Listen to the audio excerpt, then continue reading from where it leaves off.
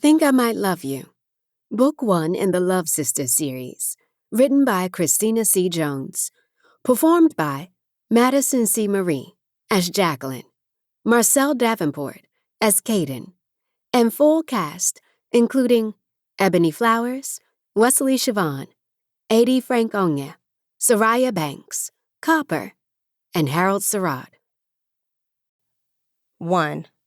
Jacqueline. Wrong bitch. Wrong bitch. Hey, wrong bitch. Yeah, you got the wrong bitch. I mouthed along to the music blasting in my ears as I made my way down the hall, with my suitcase rolling behind me. At the door, I twerked a little as I dug through my purse for my overcrowded keyring, sifting through those that went to places that didn't exist anymore, or I refused to step foot in, or where I was no longer welcomed, to get to the one I needed. Inside the apartment, I lost the little bit of manners I'd been employing in my 3/4 tipsy state to rap along with vanity at the top of my voice. Wrong bitch. Boy, you got the wrong bitch. You ain't slick. Boy, you did the wrong shit. New nigga, same tricks. Ain't shit, but he wants you on his dick. Yeah, right, nigga. I'm the wrong chick. I felt that shit. I felt that shit deep. Stupid-ass feelings were to blame for this whole night, actually. I was always feeling something. Ugh. I let those feelings and my tipsiness drive me to the freezer, muttering along with wrong bitch as I checked inside, on the off chance I'd find ice cream that wasn't freezer burned or expired. Bingo. I frowned at the gluten-free, dairy-free, low-sugar nut allergy-safe pint, wondering how the hell that could possibly all work together and why anyone would want it to. I took it from the freezer anyway, then went in search of a spoon. Once I found one, I happily dug in, pleasantly surprised by the taste and texture for it to be a commercial brand. Ice cream in one hand, spoon in the other, I bopped around the kitchen in semi-darkness as wrong bitch started up again. I had it on repeat. I hummed along, not a care in the world until I turned around. I was not alone in the apartment. The overhead light came on, illuminating the kitchen. My mouth dropped open as I looked into the sleepy, squinted eyes of some light-skinned dude with a fuckboy haircut. A naked, light-skinned dude with a fuckboy haircut. Who the hell are you? He asked, hardly audible over the music in my ears. You think this shit a game, huh? You think it's funny? Hands up, nigga, come up off some money. Vanity crooned, way too hyped for me to not be affected by the fuck somebody up energy she was putting off. That, paired with too much to drink, sprinkled with the natural fear of a naked ass, albeit kind of fine, stranger, fueled what I did next. I dropped the ice cream and punched him right in the face. And then on pure reflex, I drove my knee into his kibbles and bits. Then obviously I ran. I got my ass away from him as fast as I could, not realizing until I closed the door behind me, I run the wrong way. I was in the bedroom, further into the apartment.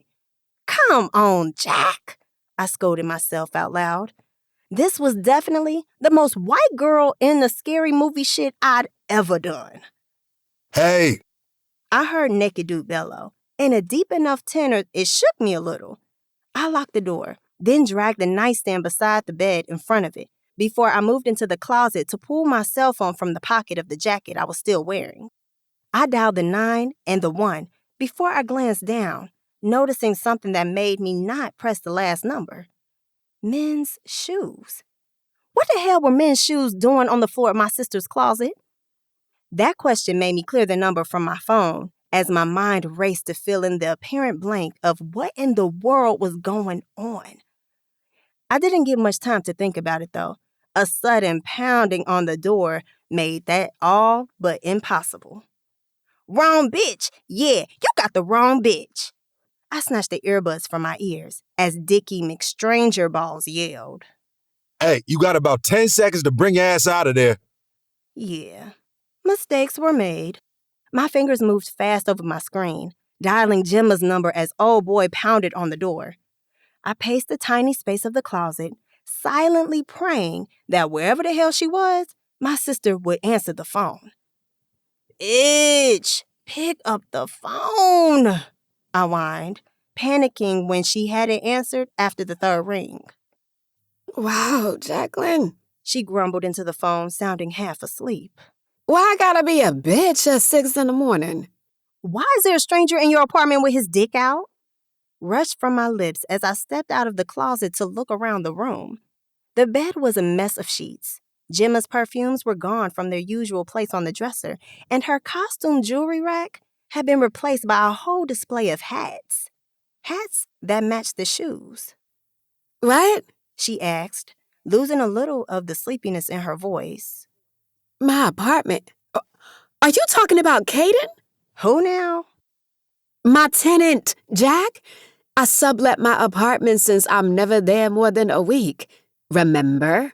Obviously not, I countered, cringing as he beat at the door. Hey, I'm calling the cops on your ass in 3, 2... Okay, I shouted at him. Okay, just give me a second, damn. You're way too indignant to be on the verge of an assault charge. He called, making me roll my eyes. He was right, but still. Jack, what the hell is going on? Gemma squawked before I pulled the phone from my ear, tucking it against my shoulder to move the nightstand from the door. I took my time unlocking and opening it, not at all looking forward to what was waiting on the other side. Kaden, apparently, was standing there, still naked, looking angry as hell. Like, real mad. Big mad.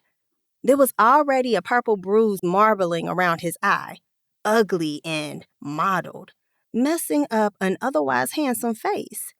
I couldn't help my gaze from drifting down to his dick, slightly darker than the rest of him, but not purple at least. Right? What the fuck is wrong with you? He growled, taking a step toward me. I grinned as I stepped back, holding up my phone to show him Gemma's name on the screen as her voice screeched unintelligibly through the phone speaker.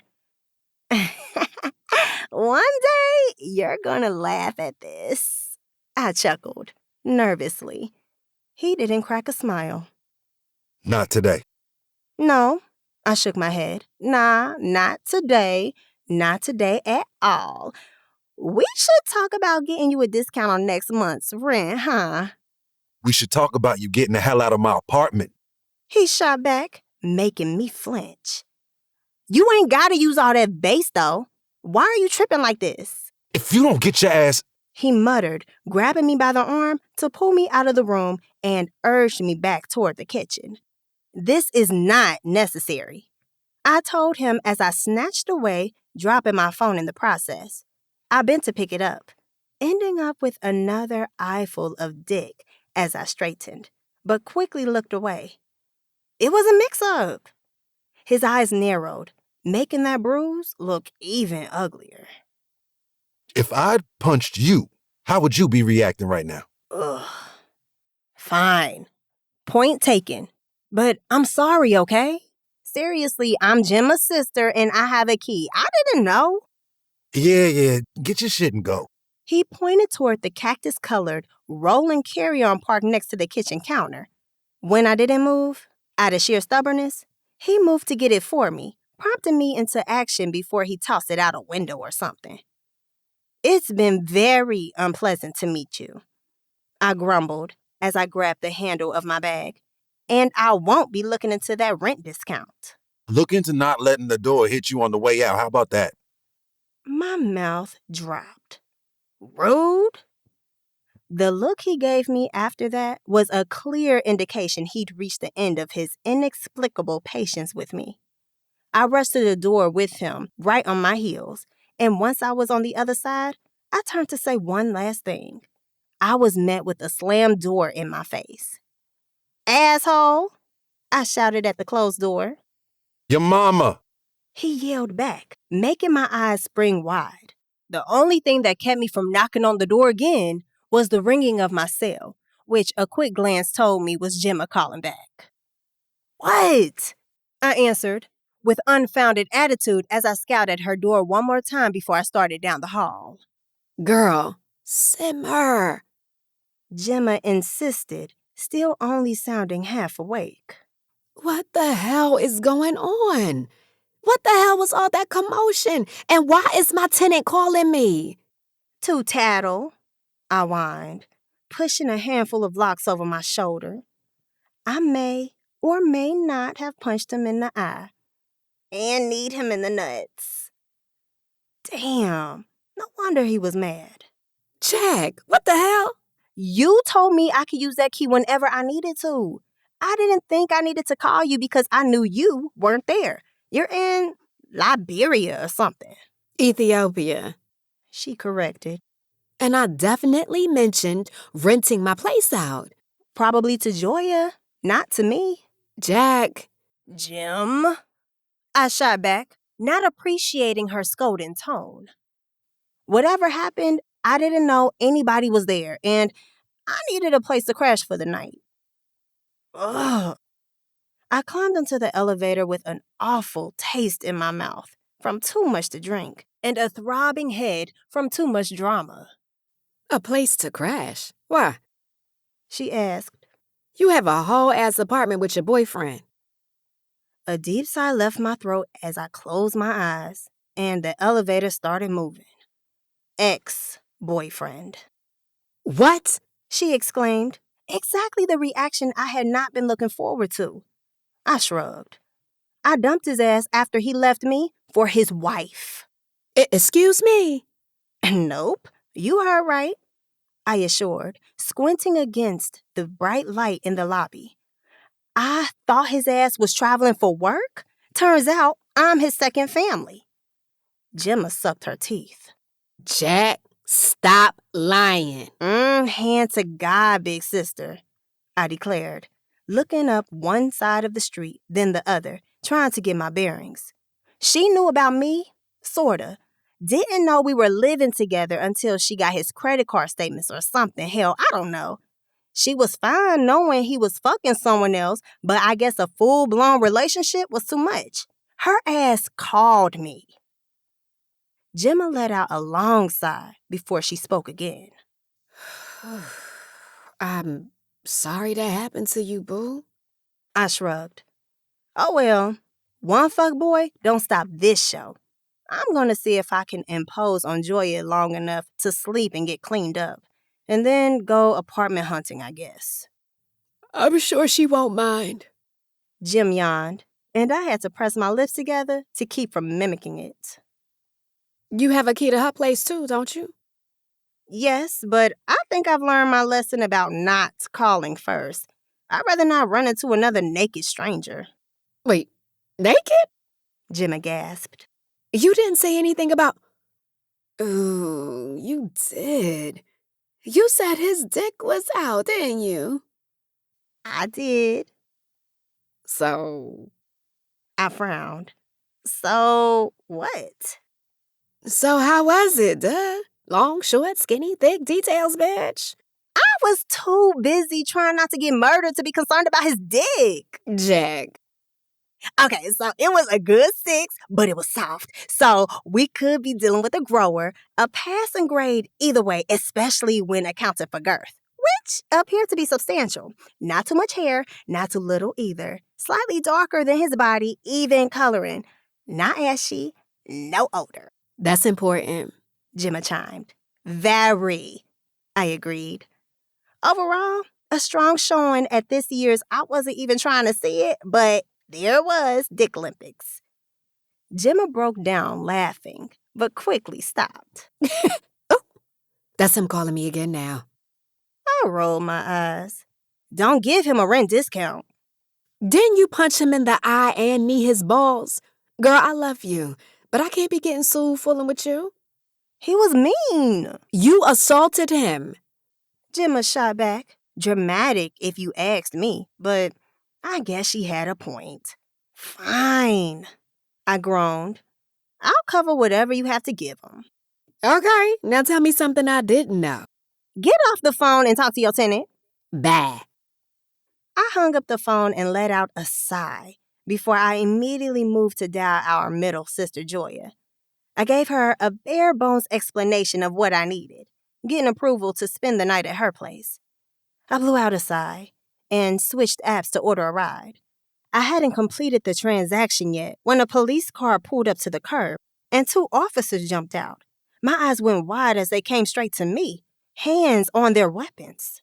Are you Jacqueline Love? One asked, shifting my wide-eyed gaze to a frown.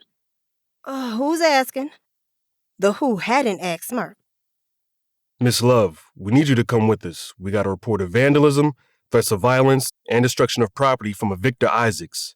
Oh no, you got the wrong person, I said immediately, shaking my head.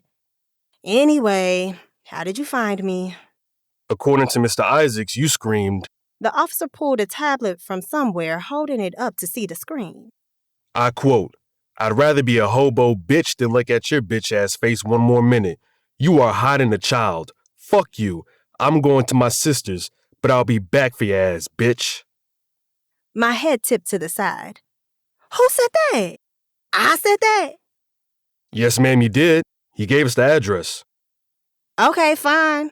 I said that, but I was mad. Everybody says things when they're mad. You're here to arrest me about that? The officer without the tablet shook his head.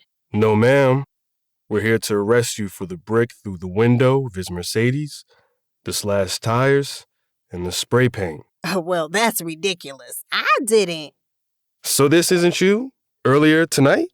The officer with the tablet asked, holding it up to show me a video playing on the screen. Surveillance from the parking garage, with audio. The tires were already flat, and the brick was already through the window.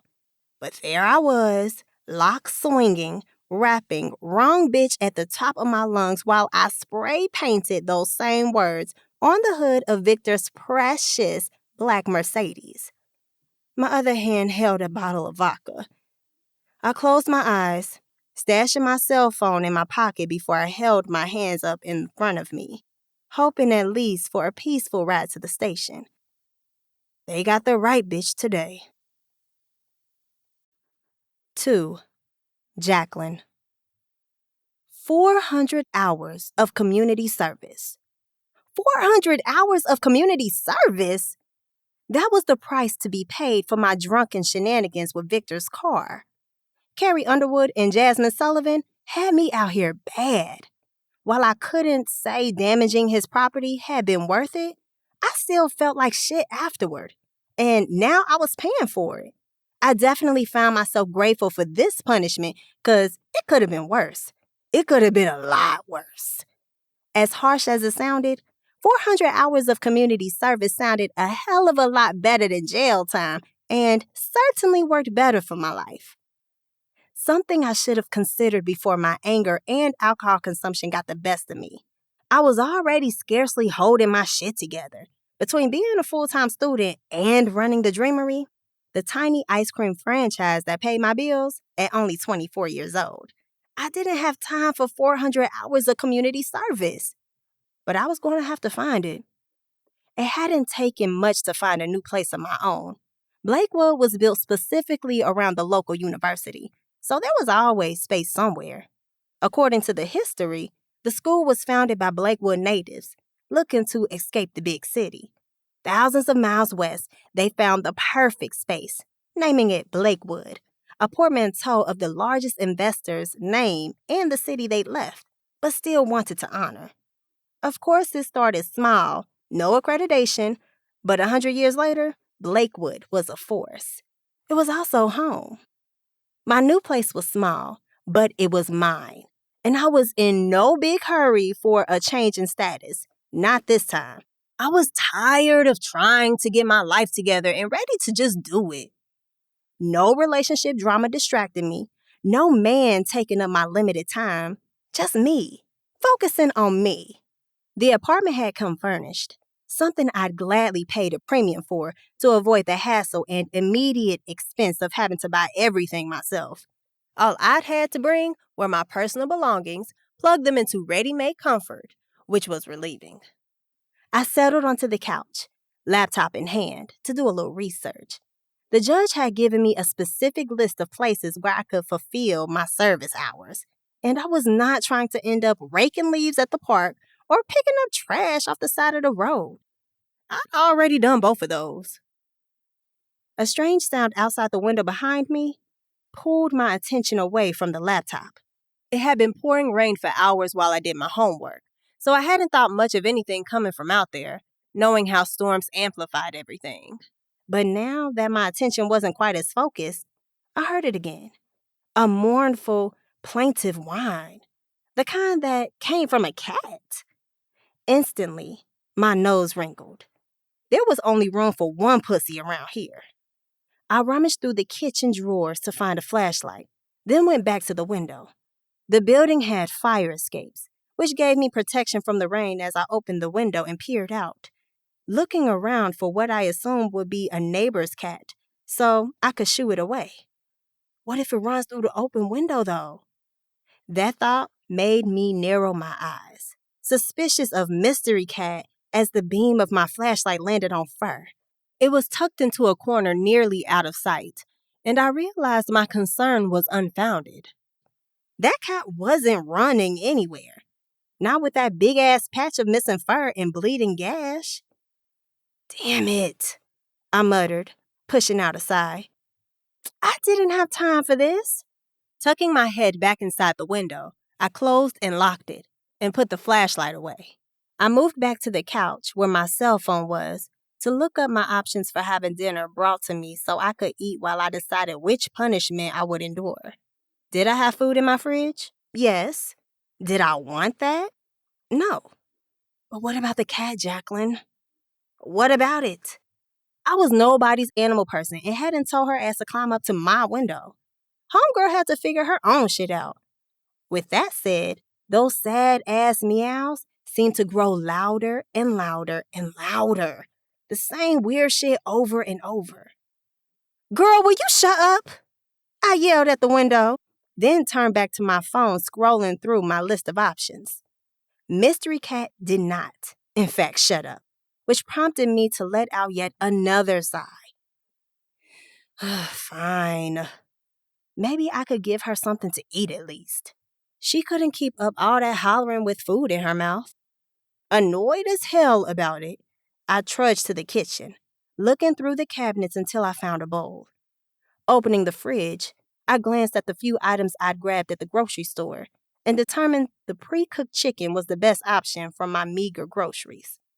I put a few pieces in the bowl, then stopped to check the internet to make sure cats could even eat chicken, then went back to the window, stepping out onto the fire escape this time. I slid the bowl to her, close enough she wouldn't have to move too much to get to it. That heifer took one sniff, looked at me, then put her head down without even touching it. I sucked my teeth. Okay, I know your ass isn't being picky. I pushed the bowl closer, prompting her to lift her head for another long, "Bitch, can't you tell I don't want this?" stare. Well, fine, ungrateful ass, I snapped, leaving the bowl as I moved to go back inside. Then she wanted to start that meowing again, making it clear she had no plans of letting me have any peace tonight. What more do you want from me? I whined, pouting as I climbed back into my apartment. I picked up my phone for a new search on my internet browser. Blakewood Veterinarians. I frowned at all the cutesy-ass names that came up first, scrolling right past all of those to get to Blakewood Animal Clinic, which was the only one still open anyway. A quick glance at their website showed enough melanin from the various images on the home screen that I was comfortable giving them my business. I went back to the kitchen, searching under the sink for a pair of rubber gloves. Yes, I mumbled to myself, doing a shimmy when I discovered a pair of rubber dish gloves under there, which I opened and put on before I straightened again. Looking around, I regretted asking the movers to take all the extra boxes with them. Even one would be helpful now. Pursing my lips, I turned to the cabinets again, doing another triumphant dance when I spotted a big plastic mixing bowl, part of the furnished apartment, that looked cheap enough I wouldn't mind replacing it. Do I need a spatula too? Maybe not. Probably not. After testing the thickness of the gloves, in case Mystery Cat decided to try to scratch or bite, I took the bowl back out onto the fire escape with me and did my best to gently transfer her into the bowl. Once she was in there, she seemed so small, much smaller than I'd expected, feeling bad for the abundance of skin and fur and lack of thickness I saw. I put the chicken in the bowl with her after a few seconds of thought. Maybe she'd get hungry on the way. I brought the bowl inside, leaving it on my counter while I put on shoes and a jacket and found an umbrella. The clinic was only a block away, so I didn't bother using my rideshare app, choosing instead to walk. Blakewood Animal Clinic was by no means a fancy establishment, if the outside was any indication. The sign was broken, but clean, and the only outside decor was hand-drawn paws and claws and other animal-related signs and symbols, done in dry erase marker on the inside of the windows. The waiting room was empty when I stepped in, but the chime over the door must have alerted someone to my presence. A handsome Asian man with tatted arms came from the back with a puppy wearing a cone around his neck and his arms, followed closely by a black woman with a clipboard and a smile. Can we help you? She asked, her expression changing as her eyes landed on the bowl in my hands. Yeah, I told her, holding it out. I found this cat on my fire escape. I think I don't know, got attacked by a dog or something, maybe? Aw, poor thing. The man said. An old girl about swooned out of her scrubs, grinning at him as he stepped forward to peek into the bowl. Shar will get you taken care of. He told me, then turned to her. I'm going to get this guy tucked away for the night, and I'll let Dr. Davenport know we have a new patient. Thanks, Kenzo. She gushed, watching him as he walked away. I didn't blame her either. He had ass in those scrubs. Once he was through that door, I cleared my throat, pulling her attention back to me. Sorry. She breathed, her light brown skin flushing as she hurried to the reception desk. Oh, girl, you're good. I get it. He fine. You hearing that? I asked, knowing it was bold as hell, but I was curious. My question only made her blush harder as she shook her head. No, I wish. She whispered, damn near to herself, after glancing over her shoulder to make sure he wasn't there. Okay. Let's get some information down about your injured pet. Oh, no, she's not my pet, I corrected, wanting to make that shit clear. I was just minding my business, trying to work, and this thing started making all kind of noise on my fire escape. All I want is quiet. The girl, Shar, looked horrified, eyes wide, lips parted. Oh, okay. So, I'm guessing there's no name? I'm not even trying to take this thing home, I admitted. I thought I saw you guys had animal shelter affiliation or something. We do, but... Okay, so yeah, I want to do that. Sew her up or whatever, and then take her off my hands. I don't have time to play nurse. Shaw? A voice, a different voice, called from around the corner where Kenzo had disappeared. It seemed to be getting closer and more familiar as he continued speaking. Ken said we had a pay... Ah, hell. Oh, hell indeed. If I was Dr. Davenport, I wouldn't want to see me either. He stopped on the other side of the desk, looking better than he had any business looking in bright blue scrubs. There was a surgical mask hooked over his ears, but pushed down under his chin in a way that made it cup his beard, something that had undoubtedly made more than one child giggle today. Hell, it had me feeling giggly too, or at least it would have, if it wasn't for the faint remnants of purple-mottled bruises surrounding his eye from where I'd punched him 2 weeks ago. What is this? He asked. You back to finish the job? I smirked. That's funny, but I can assure you, I had no idea you'd be here. I don't even know you. Really? He asked, eyebrow lifted. I'd say you're quite familiar. Something about those words was like flipping on a magnetized field. Instantly, my gaze dropped to his groin area. And sweatpants are cool and all, But have you ever seen a dick print in scrubs? A thinner, stiffer fabric meant a more pronounced contour. I don't recall. I lied right to his face, pressing my lips together and crossing my arms, daring him to offer a comeback in front of his coworker, who was looking back and forth between us. Oh. Shar exclaimed, snapping her fingers. Is this the homeless woman you found in your apartment? The one who punched you in the eye? I gasped. I have a home, Could have fooled me. Kaden replied in the smug tone of a man who knew he scored a point in what was now apparently a back and forth. My mouth opened, intent on offering a witty response, but all I could stammer was, I was having a bad night, for your information. I hiked my nose up in the air, gesturing toward the cat who was currently looking at all of us like we were crazy. Now, if you're done, here's this animal. Heal it or whatever. You can send the bill to my home. Kaden frowned. Why is it in a mixing bowl with... Is that chicken?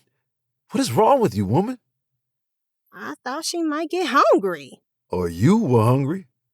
My eyes narrowed. I don't eat pussy. I'm strictly dickly, excuse you. That puts a lot in perspective. Nigga, can you just fix the goddamn cat, please? I snapped, propping a hand on my hip. I have other shit to do. Kaden and Shar, for that matter, frowned. I'm sure your suffering pet has a name you could call her by instead of goddamn cat. She is not my pet, first of all, and I don't even know if she is actually a she. It showed up on my fire escape crying like Whitley Gilbert. Dwayne! Dwayne! That's what the shit sounds like. With a deep sigh, Kaden lifted the bowl in one arm, using his free hand to run over the cat's head, soothing her. What do you think happened? I shrugged. I have no idea, but my best guess is she got attacked by a dog or something. I don't know. Okay, I'm going to take her in the back and get her checked out. Wait here. Okay, but I wasn't even trying to bring her back with me. I yelled at his back, as he completely ignored me. I growled my frustration, then turned back to where Shara was waiting, thinly veiled amusement on her face. Will that be cash, check, or credit today? 3. Kaden. So, I couldn't even front on Jacqueline. Old girl was fine. Like, extra fine. Risk it all fine. Problem was, she was a lunatic. Evidenced by her busting me and my shit in my own house, getting arrested on the street after, which I saw through the window after I looked out to make sure Gemma's assurance she'd left the building wasn't a lie, and now her ass bringing an injured cat and a bowl of chicken in here. But Kaden, ain't that the type of shenanigans you're a sucker for? The question I could count on from anybody who knew me, especially if they laid eyes on Jacqueline. The locks, the deep brown skin, the lips, the thighs. God damn. Her whole erratic, thick snack situation was exactly my type. Like, exactly my type. Exactly.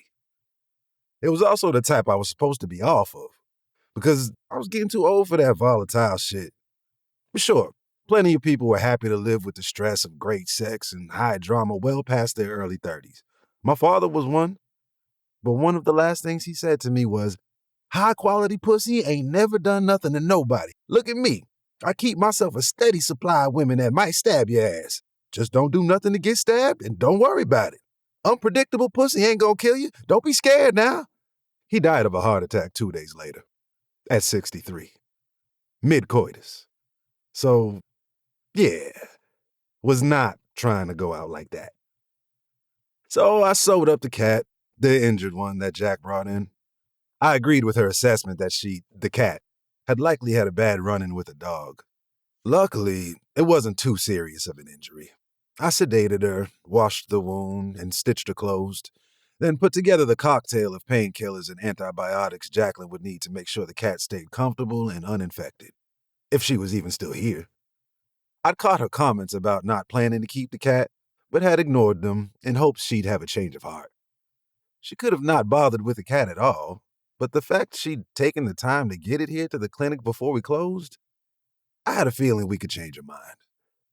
I put the cat in a proper carrier and grabbed food from our stock as well, carrying it all up to the waiting room. Shar and Kenzo were hanging close as hell in the tiny corner of the front desk that was hidden from customers by the wall, just talking, as far as I could tell, but they parted at the sound of my footsteps, like they were fooling anybody. "She still here?" I asked, holding up the cat carrier in one hand and the bag of supplies in the other. Flustered, Shar nodded. Yeah, but she fell asleep like 20 minutes ago. Probably exhausted from a long day of giving people hell, I muttered as I rounded the corner, stepping out into the waiting room. Just as Shar said, Jacqueline was fast asleep, her legs stretched across several chairs and her head resting against the wall. With her eyes closed, lips slightly parted, locks falling over her face, glasses cocked crookedly against her nose, she almost looked sweet. Good thing I knew better. "Miss Love?" I called, tapping the chair she was sitting in with my foot to get her attention. Her eyes popped open with a sharp intake of breath, and instinct warned me to get back. Right on time. Still mostly asleep, Jacqueline popped up from her chair swinging, prompting a collective chorus of "Whoa!" from me, Kenzo, and Shar. The sound of our voices seemed to pull Jacqueline further into reality, but just a little. Her face pulled into a squint as she looked around confused, then moved to push her glasses into the right place. "You can put those fists away, McNabb," I teased her, earning an even deeper scowl than she was already wearing. "You've got other things to occupy your hands." I held the carrier and the bag of supplies out to her, and she reluctantly accepted. How am I supposed to defend myself if both hands are full? "Just swing what's in your hand." Oh, She glanced thoughtfully down at the cat carrier. I guess this thing is pretty heavy duty. I could knock a motherfucker out. "I was talking about what you had in the other hand, but go off, I guess," I told her, less confident about the safety of the cat if her first thought was to swing that at somebody. So what's wrong with her? What is all this stuff in the bag, and how much more is it costing me? I shook my head. "Cost you nothing. You pay for the visit, and we provide everything else, unless your pet needed major care. This girl got lucky. And she is indeed female." Good for her. Still not my pet. Jacqueline corrected me.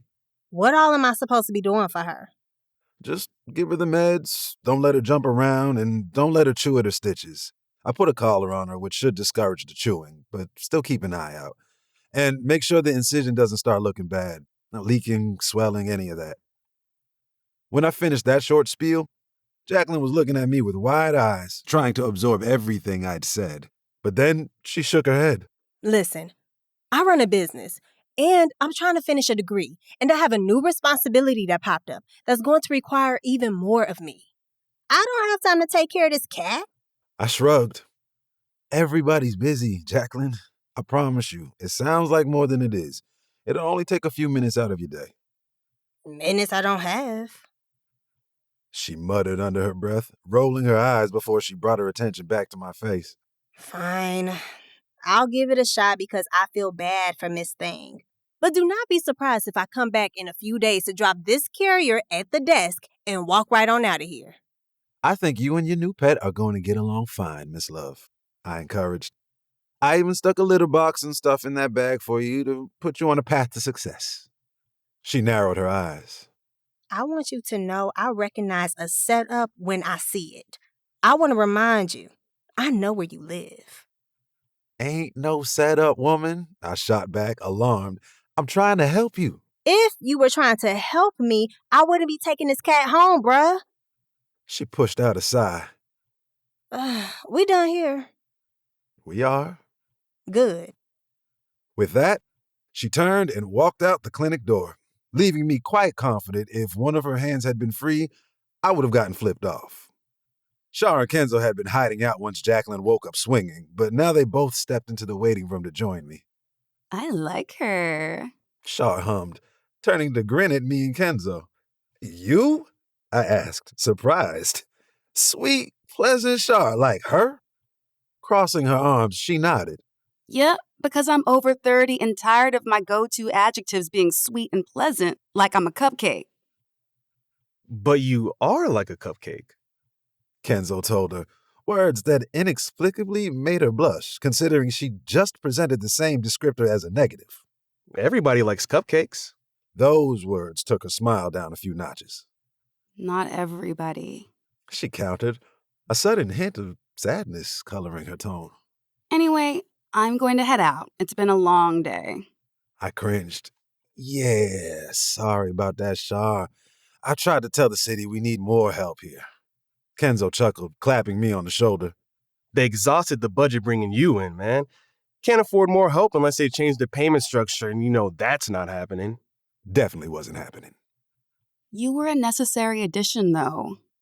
Shar chimed in, ready to make sure there were no bruised feelings. The caseload was so heavy before you came, we were having to turn away everything except the most serious cases. And Kenzo was so busy, I don't think he even knew my name. Ken frowned. I knew your name. But you were calling me desk girl. She countered. Not like, desk girl. He argued. Like, desk girl. Like a superhero, because you were keeping everything in order, saving the day. Shar's eyebrows went up. Oh. I never thought about it like that. But I'm a woman, not a girl. Good night, guys. She said, pushing through the door that led to the back and disappearing. As soon as she was out of earshot, I put on my stern face and turned to Kenzo. When are you going to stop playing and ask her out? He smirked. When am I supposed to do that? You always have her working the desk. Oh, I do. I laughed. You know we're rarely here past 9 p.m. Plenty of time for a date. Ken shook his head. Good girl like that expects dinner at 7, home by 10, panties intact. Not my type of date. So you're going to keep flirting instead of doing anything about it because you think she's not going to let you hit on the first date? I asked. Nope. I'm going to keep flirting and not doing anything about it because I know damn well she's not in the market for what I can offer. A girl like that wants the house, the kids, the ring. She already told you about that girl shit. I laughed. You keep saying what a girl like that wants, what she expects. But have you bothered to ask the woman, Shar, what it is she wants? I know women. Ken assured me. Trust me, I've got this. I chuckled. All right, man. You think you got it, so I'm going to let you have it. As long as you're not playing with her emotions. Fair enough. Kenzo agreed, returning the gesture when I held my fist out to him. 20 minutes later, we closed up for the night and all gone our separate ways, with me heading back to the apartment I was subletting from Jacqueline's sister, Gemma. I'd been grateful for the place. It was nice as hell, and a decent distance from where the college kids seemed to congregate, and mostly outside of their price range, so I didn't find myself living among a bunch of young adults. For one, I didn't have the patience, and secondly, I couldn't handle the noise or the big crowds of people that seemed to be a native part of living too near college. I spent enough time in my 20s around strange people and excess noise, and not the innocent kind I was avoiding now. As an Army veteran, I seen combat, and I wasn't trying to be near anything that even vaguely reminded me of that. Hell, when I discharged, I didn't even want to take my skills as a trained medic into the real world with me. At least not to work on people. Instead, I took that passion with me to veterinary school, then came back to the town where I'd grown up to put it all to use. Fuck those college kids, though. It hadn't been surprising at all to learn Jacqueline was one of them. She didn't look particularly young, was a grown-ass woman, but she rankled my nerves in the same way. She was young enough that the business owner thing threw me. But for all I knew, her business could be selling pictures of her feet on the internet or something. I could look into it if I felt inclined. And honestly speaking, part of me did feel inclined. But I had zero intention of listening to that shit because I knew how it would go. I'd look her up to find out more, and knowing more would make me want to know even more. And before I knew it, I'd be balls deep in Jacqueline Love with no idea how to pull myself out. And I didn't get the impression she was the kind of woman who'd help. Not that she'd be stuck on me. In fact, I highly doubted she would, which made the whole idea even more attractive. It made it even more important to stay away from. When I was younger, I'd followed my father's advice religiously. He was the man, and I looked up to him. He was a proud proponent of hoeing. So that's what I did. And I wouldn't even try to pretend I hadn't enjoyed it. The sex, the liquor, the drama. The shit had been fun until that lifestyle showed what it cost. Last year, when I lost him, I'd vowed right there at the funeral, while the woman who gave him the heart attack physically fought the woman he was officially dating, that I wasn't going to do it anymore. While the family was busy breaking them up, I was busy going over a game plan in my mind. How to not be like my old man. In many ways, my father was a great person. He just set the worst possible example of a healthy love life. Even in his relationship with my mother. There were plenty of ways to honor him, but following in those particular footsteps wasn't it. I was not about to end up in an early grave like him. As far as I was concerned, a woman like Jacqueline Love may as well have been holding a shovel, ready and willing to dig. 4. Jacqueline. Girl, you know I'm wanted in Canada. Get that camera off me. I fussed from behind the counter at Dreamery at Joya, who laughed because she thought I was playing. I had an unhealthy obsession with Drake a few years back. Don't judge me. Actually, hell, I judge me for that, so whatever. I have a big following at Blakewood. Joe reminded me, not lowering her camera, her cell phone. In fact, she framed the two of us on the screen, making duck lips at herself as cartoonized flower crowns appeared on our heads. If I tell them to come eat at Dreamery, they're coming. Fuck those kids, I countered, flashing a smile at her screen so she would take the picture and leave me alone. I had to close down for 2 days and miss classes to restock because their hungry asses ate me out of everything in here. Joya looked up from examining our Ussie to frown. That's not a good thing? Maybe on the surface, but Dreamery isn't big enough to handle influencer-sponsored crowd sizes. I only have 4 employees, and hell, just the 5 of us is damn near half capacity for this space. Sounds like you need a bigger space. Joya mused. Maybe closer to campus. I'm perfectly happy where I am. Now, if you're not going to actually help, could you at least be quiet? I was supposed to pick where I served this community service days ago, and I just realized these spots are limited. Finally, she put the phone down, giving me her full attention. Sorry. We cute though. Duh. Anyway, so limited. Meaning there are other people who have community service to do too. And the list the judge gave me, I meant to research everywhere and then pick a place, but then I got sidetracked. with Miss Thing. Joya correctly assumed, her lips curving into a smile.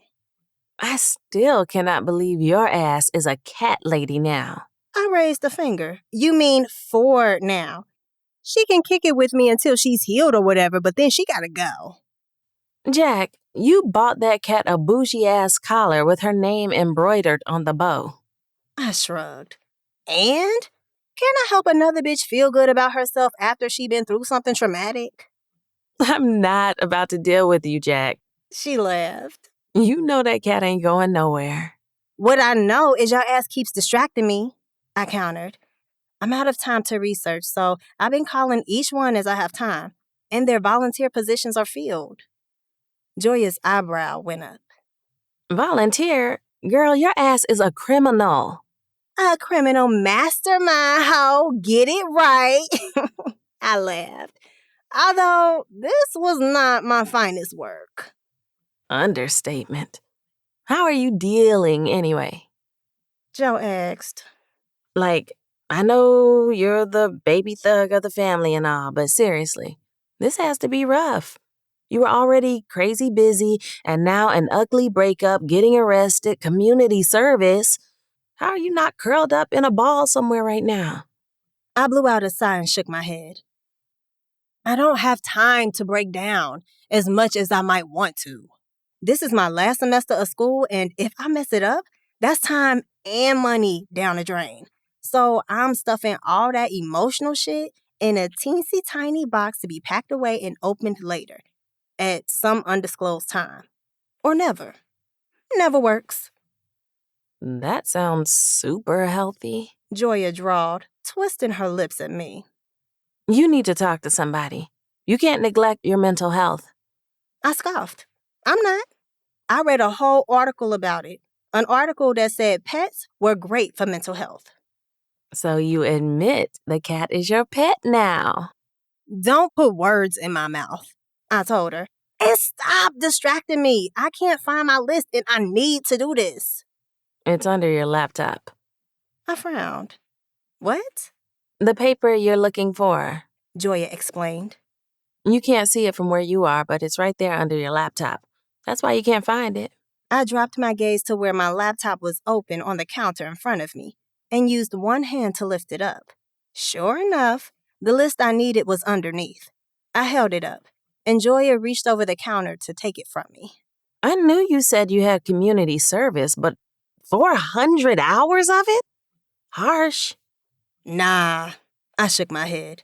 I would have gotten jail time if Vic hadn't dropped the charges. The community service is purely punitive, because the judge is tired of me. Jacqueline Love, you've been in and out of here too much over the last 10 years. I don't want to see you again. I mimicked. Her eyes went wide. Wow, it's that same lady from juvie court? Mm-hmm. And I'm not trying to find out what happens if I don't get one of these volunteer spaces. Read the next name to me so I can look up their number. Joya sucked in a breath. You know there's only one more name on this list you haven't already crossed off, right? I froze, my fingers poised over my keyboard. Wait, seriously? Yeah. Lakewood Animal Clinic. My fingers automatically pecked at the keys, typing it in. It wasn't until I hit the enter key that those words sank in, and a picture of the clinic facade filled my computer screen. Oh, you gotta be fucking kidding me. Work for Kaden Davenport or go to jail? Go to jail or work for Kaden Davenport? Shit. I didn't like the sound of either of those options, but only one of them was an option at all. Even though I knew I was pushing it by not rushing to get that volunteer position before someone else snatched it up, I couldn't bring myself to move any faster than a slow trudge down the street. I did not want to do this shit. I lingered at the front door as long as I could without looking like a creep, then pulled the door open. Like the last time I was here, Shar was at the front desk, in scrubs covered in smiling gray kittens today. She looked adorable. Jacqueline! She gushed. How are you? Everything okay with... Did you name her yet? I glanced around the waiting room, trying not to let my disgust show on my face as I took in these strangers and these animals and their ailments. Swallowing the nervous lump in my throat, I nodded as I made my way to the counter. Yes, actually. Miss Thing, she's doing well. That's great to hear. But if that's the case, how can I help you? I cleared my throat, leaning in so I could talk to her in a lower tone. Well, I have, some community service hours I need to... Oh, thank God. Shar blurted, her fluffy natural hair bouncing around her shoulders as she clapped her hands together. You want to do it here? My lip curled. Well, that's not exactly... yes. Yes, please tell me that's still an option. Of course it's an option. or I'll make them make it an option. Come on back, I'll get Kaden. She motioned for me to come around the corner, and I grudgingly followed her directive, trailing her to what appeared to be a break room. She sat me down at a table, still bubbling with excitement as she disappeared, presumably to find Kaden. I was bubbling too. Well, my guts were. It didn't take long before I felt Kaden's presence in the doorway, making my stomach twerk even harder. Reluctantly, I dragged my gaze to where he was standing, his wide frame taking up the whole entry. Arms crossed, smirking. Handsome as shit. Bastard. Why is it not remotely surprising to me that you have to do community service? He asked, his biceps flexing against the arms of his scrubs as he shifted. Got something to do with the police picking you up outside my building that night? I sucked my teeth. That's none of your business. It is, though, since I'm the one with the authority to sign your paperwork. He countered, finding more smugness from somewhere. What did you do? Let me guess. Assault and battery. No. I rolled my eyes. It was just a little body work on my ex's car. Much less than he deserved, actually. He got off easy. Kaden scoffed. What, he hurt your feelings? Caught him texting his side chick? Side wife and kids, I corrected. Oh, damn. Yeah, so about that volunteer position. He nodded, stepping into the break room to lean against the counter that housed the microwave and coffee maker. It had been about a week since my first visit here, and his bruise was mostly gone now. Yeah, about that. He said, stroking a hand over his beard. Be real with me. Why here? This your last resort or something? Hell yes. That's the only reason I'm here, I admitted. You think I wanted to see your ass again? No offense. Kaden chuckled. Oh, trust me. That disdain you feel is mutual. But we could use the help around here. Shar is overworked and needs the relief at the front desk, so I'm not going to turn you down. My eyes widened. So I can have the volunteer position? As long as you keep your ass away from me as much as possible. Fine. How many hours? I can manage 10 to 14 hours a week, I said immediately, knowing it off top since I'd already spent time working out possible schedules in my head before I even knew where I'd be. He nodded. Cool, but I meant in total, meaning how many hours do you have to give? Oh, 400. Immediately, Kaden's eyebrows mashed together in a frown. 400? What the hell did you do to that man's car? It's not that much, not when you think about it. 400 hours is 50 full workdays. I shrugged. What can I say? I'm kind of a big deal around the courthouse. You're serious right now? Kaden asked, eyes wide, and I couldn't do anything except nod. I got in trouble as a teenager, I explained. And then more trouble.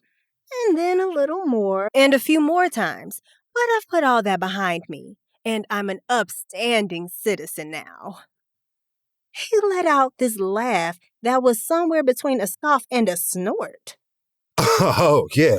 I can see your growth between now and when you assaulted me in the middle of the night. I'm sorry about your eye, okay? I told him, more concerned now with getting my paperwork signed to confirm my position and cover my ass. I pulled the folder I'd brought with me from my bag, rifling through to find the initial form I needed filled out. And your dick, too. It seems to be healing nicely. Yeah, not your dick. I can't see your dick. I don't want to see your dick. He frowned. What's wrong with my dick? Nothing's wrong with your dick.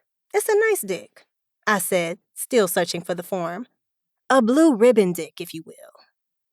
Blue ribbon? I sighed. Yes, like prize winning. Keep up, damn. What am I keeping up with? He asked, brows furrowed in confusion. Was there a competition? The Dick Olympics, Kaden. Duh. The what? I looked up from what I was doing, form in hand, as I did a quick mental replay of the last minute or so of conversation. Never mind, I've said too much. He shook his head. approaching the table where I was sitting. Nah, you haven't said nearly enough. He countered. Here's what I need you to sign, I said, intent on shifting the conversation away from my ridiculous musings and back to the matter at hand. Oh, I've got a pen for you too. I've got my own pen. Scrubs. It was covered with puppy face emojis. Cute. Where am I supposed to sign? He asked, leaning over the table so close I could smell the antibacterial soap on him. And that was the moment I knew I was on some bullshit, 'cause he kinda smelled good to me. Right here. I pointed, trying my best not to inhale as I watched him read the text that was there before simply signing his name to it. The way he was bent over the table had his ass sitting just right in those scrubs. The hand that wasn't holding the pen was pressed against the table, his bicep flexing under his weight.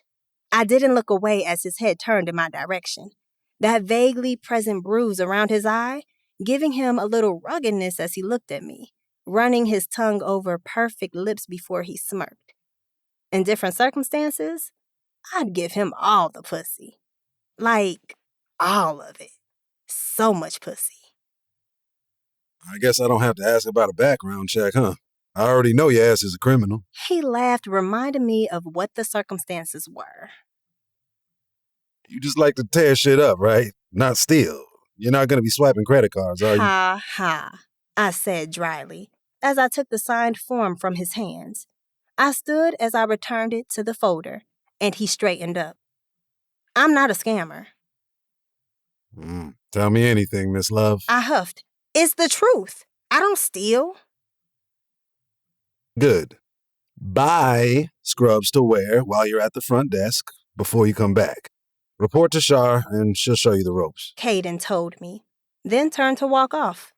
Wait, I called after him. That's just it? That's all? He turned back to me, eyebrow raised. Did you expect a welcome party or something? No, I just... Thank you, is all. He nodded. You're welcome. Don't make me regret it. More. He added, with another smirk as he walked off. Which, I got where he was coming from, but could a bitch get credit for changing her ways? From a few weeks ago? With a heavy sigh, I returned the folder to my bag, happy I'd at least accomplished that. Now, I had to get back to Dreamery to help with the last nightly rush and close up, finish up my homework, tend to Miss Thing, wash my ass, eat some kind of dinner, and maybe get a few hours of sleep before my first class in the morning. But at least the form was signed, and only 400 more hours of Kaden Davenport to go. 5. Kaden. Ah! I growled in some kid's face as I smacked his shot out of range of the basketball hoop he was aiming for. Of course, kid was a relative term, one I bestowed on anyone who seemed younger than 25, which he did. He was technically an adult, but as the confidence he'd worn when he first took the shot melted into dismay at the realization I'd gotten that shit out of here, he looked like a kid ready to run home crying to his mama. I loved that shit. He was still standing there, mouth open, shocked he had not sunk the winning shot when I clapped him on his shoulder for one last taunt, just because he and his equally young teammate had been so confident in winning our 2-on-2 battle. I looked him right in his eyes, then looked to his teammate, making sure they were both paying attention before I spoke. Guys, I started, my expression solemn. I gotta say, wow, you suck. Better luck next time. Behind me, my own partner, Jason, busted out laughing, and I joined, neither of us giving a shit about the wounded frustration on those kids' faces as they skulked off. Before the game and through the whole first half, we've been 50 different kinds of old niggas at the gym, and the BC powder, icy hot, and even PTSD jokes have been flying left and right. And this was after we'd had to convince them to even play against us. They had this massively incorrect idea that playing against Jay wouldn't be fair because of his prosthetic. They thought it was a disadvantage. We'd enjoyed the hell out of proving them wrong. I would have tried to put money on it if I knew we were going to do him like that. Jay laughed as we headed to the community center locker room. We met up here at least once a week as part of a local veterans group. We'd known each other vaguely as kids, by virtue of growing up in the same town, going to the same schools. Jay was a couple of years younger than me, but I graduated the same year as one of his brothers, Justin. Easy money, I agreed. Youngins never learn. Jay and I were only in our early 30s, but to these goddamn college kids, that was old. They thought their 20-year-old knees were superior, and hell, maybe they were. But the fact was that Jay and I, along with a few other guys our age sometimes, regularly beat the brakes off these young cats on the court. At his locker, Jay pulled out his phone, chuckling at something on the screen. Hey, didn't you tell me before you were trying to find ice cream you could have without fucking your stomach up? I remember my stomach being fucked up and almost clearing out the whole gym behind an ice cream cone, yeah. I laughed, pulling my own bag out. Pretty sure they had to fumigate this place behind your funky ass. He jeered from across the aisle. You need to see somebody about that. It ain't normal. You gonna tell me why you brought this up or roast me? He laughed. Both. My old lady is on it with the pregnancy cravings, wants me to grab her some ice cream from this place down the street. My cousin owns it. The Dreamery. I've heard of that, I told him. With the gourmet flavors and shit. Yeah, she got something for any food sensitivity. I was gonna see if you wanted to roll down there with me. I frowned. Nigga, are you asking me on an ice cream date? He sucked his teeth. Is this the thanks I get for trying to put you on something new? Just trying to keep you from polluting the city, bruh. Wow, this might be the most considerate thing you've ever done. My drawers, thank you. I chuckled, hooking the strap of my gym bag over my shoulder. Jay closed his locker. You rolling or not? Yeah, I'm in, I said. Your treat, right? I asked, following him out. Why the hell would you think that? You asked me on a date, you pay. He sucked his teeth. You're not even my type. I'm light-skinned with a beard. I'm everybody's type. I, admittedly, had a bit of a sweet tooth, so I was a little excited at the prospect of finding gourmet quality ice cream I could enjoy without my stomach bouncing right to left to do the shoulder lean. It was a pretty-ass day outside, too. Sun shining, birds chirping, all that. I got in some good cardio on the court, had made those dudes feel bad about themselves. It was a great day. And then I walked into Dreamery. There she was, behind the counter. Her locks tucked away underneath a vibrantly printed head wrap that popped against her deep brown skin. Big flat wooden disc earrings hung from her ears, swinging as she turned to greet her customers. Us. Her fuchsia-painted lips curved into a big, pretty-ass smile. Maybe my first time seeing that. And damn, she looked like the Afrocentric answer to everything that ailed me, especially as my eyes traveled lower, taking in the way she filled out the simple dress she was wearing. Jay! She greeted, still wearing the big smile I now understood was for him. I already have Reese's pint of honey lavender swirl packed up and ready. Her gaze skirted past him, landing on me, and that smile fizzled as her nose curled just a little. You. Jay's eyebrows shot up as he glanced back, looking between me and her. Y'all know each other? Oh, that's right, I said, stepping forward. You've been away from the gym the last few weeks. This woman broke into my apartment in the middle of the night and hit me in the eye. And the dick. She chimed. Don't forget, I hit you in the dick, too. And I did not break in. She shifted her attention to Jason. He's subletting from Gemma, and I didn't know. I tried to go spend the night there after things blew up with Victor. And here he comes, in the damn way. Jay held up his hands. Wait a minute. The night things blew up with Victor? You mean the night I came to bail you out? That same night? It wasn't on purpose. She whined, taking on a tone and pouting expression I'd never seen from her and never would have expected. He chuckled. Yeah, I would guess not, but you didn't mention any of that part at all. She shrugged. By the time you got me out, I was exhausted. That was a rough night. That's a fucking understatement. Jay laughed. I took another step into the shop, which was empty except for us at this time of day. Why do I feel like I'm missing an important but necessary bit of context here? Why do I feel like that applies to most parts of your life? Jacqueline replied, smirking as she crossed her arms.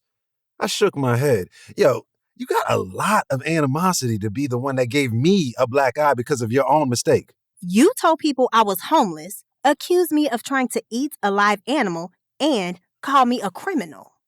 2 of those things are true, though, I countered, while Jay laughed in the background. Man, He chimed in. all that happened in one night? Jacqueline huffed.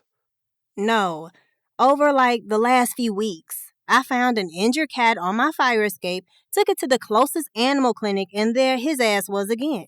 In the way. The same cat you've got walking around with that big-ass obnoxious bow on? Jay asked, and my eyes went wide. You put a bow on her? Ignoring me, Jacqueline focused on Jay. When the hell did you see that? One of Joya's vlogs. Reese plays them on the big screen. I'm gonna whoop her ass. I told her not to be putting me in her videos. Jason smirked. You aren't there. Miss Thing is, though. You named her Miss Thing? Where the hell did you get that from? This time, she acknowledged me. I named her after Whitley from... Never mind. It's not your business anyway. Why are you even here? I brought him here, Jay cut in. thinking I was getting you a new customer, but I see I came to get a show instead. This is entertaining as hell. Jacqueline sucked her teeth. I don't know why. Take this nigga on somewhere. You should be a whole lot nicer to me, considering I'm going to be your boss 10 to 14 hours a week, I reminded her, approaching the counter. She pulled that pretty-ass face of hers into a scowl, her eyes flashing with the noise behind her black-framed glasses. 10 to 14 hours of hell. She corrected. And it hasn't started yet, so I'll talk to you however I want. Wait, Jason interjected. what's this part about? Oh, I can answer this one, I said. This woman came to me begging for a volunteer position where she can work out 400 hours of community service, and I was kind enough to say yes to her criminal ass. Jason choked. 400? Damn, Jack, they got you like that? Her expression grim. Jacqueline nodded. Yeah, they got me like that, but this is the last time I get in trouble. You said that the last time you got in trouble. Jay told her, bringing that pout back to her face. Nah, put your lip up, cousin. He laughed, turning that pout to a smile. There's the context I was looking for, I'm serious this time. she said, still smiling, but with a certain seriousness to her voice. I've got too much riding on all this to mess it up any more than I already have. I gotta make Aunt Priscilla proud. Don't start no shit now. Jay told her, but gave her a nod, exchanging some type of secret cousin code. Or something, I guessed. Fine. She agreed. Let me grab Reese's order so you can go on about your day. And take this person with you. Again, Jay shook his head, chuckling. Man, you know me and Reese used to go at it like that. Jacqueline stopped moving, her brows pulling together into a deep crease as she frowned. Go at it like what? Like y'all. Jay countered, very matter of fact. A whole lot of back and forth fussing and shit when really... Nah, I spoke up. Nah, nope, none of that. Whatever you say, man. Just calling it like I see it. Jacqueline cleared her throat. Yeah, now see your way out of here. Hold up. Jay said. We can't order two? Tell me what you want and then get the hell out of here. You are stressing me out. Jacqueline answered him, eyes narrowed, the words spilling out so fast there was no space between them. Well, I already know you want butter pecan like your mama. She told Jay, the smile returning to her face. Or what about you? My gaze moved to the lines of ice cream under the glass, in frosted containers, as she moved to fix Jay's order. Jay said you have dairy-free options? Which ones are those? They're the ones that say dairy-free on that little tag that names the flavor. She answered, in an overly sweet tone that clearly told me I was being mocked. I really hadn't seen that until she said something, though. My bad.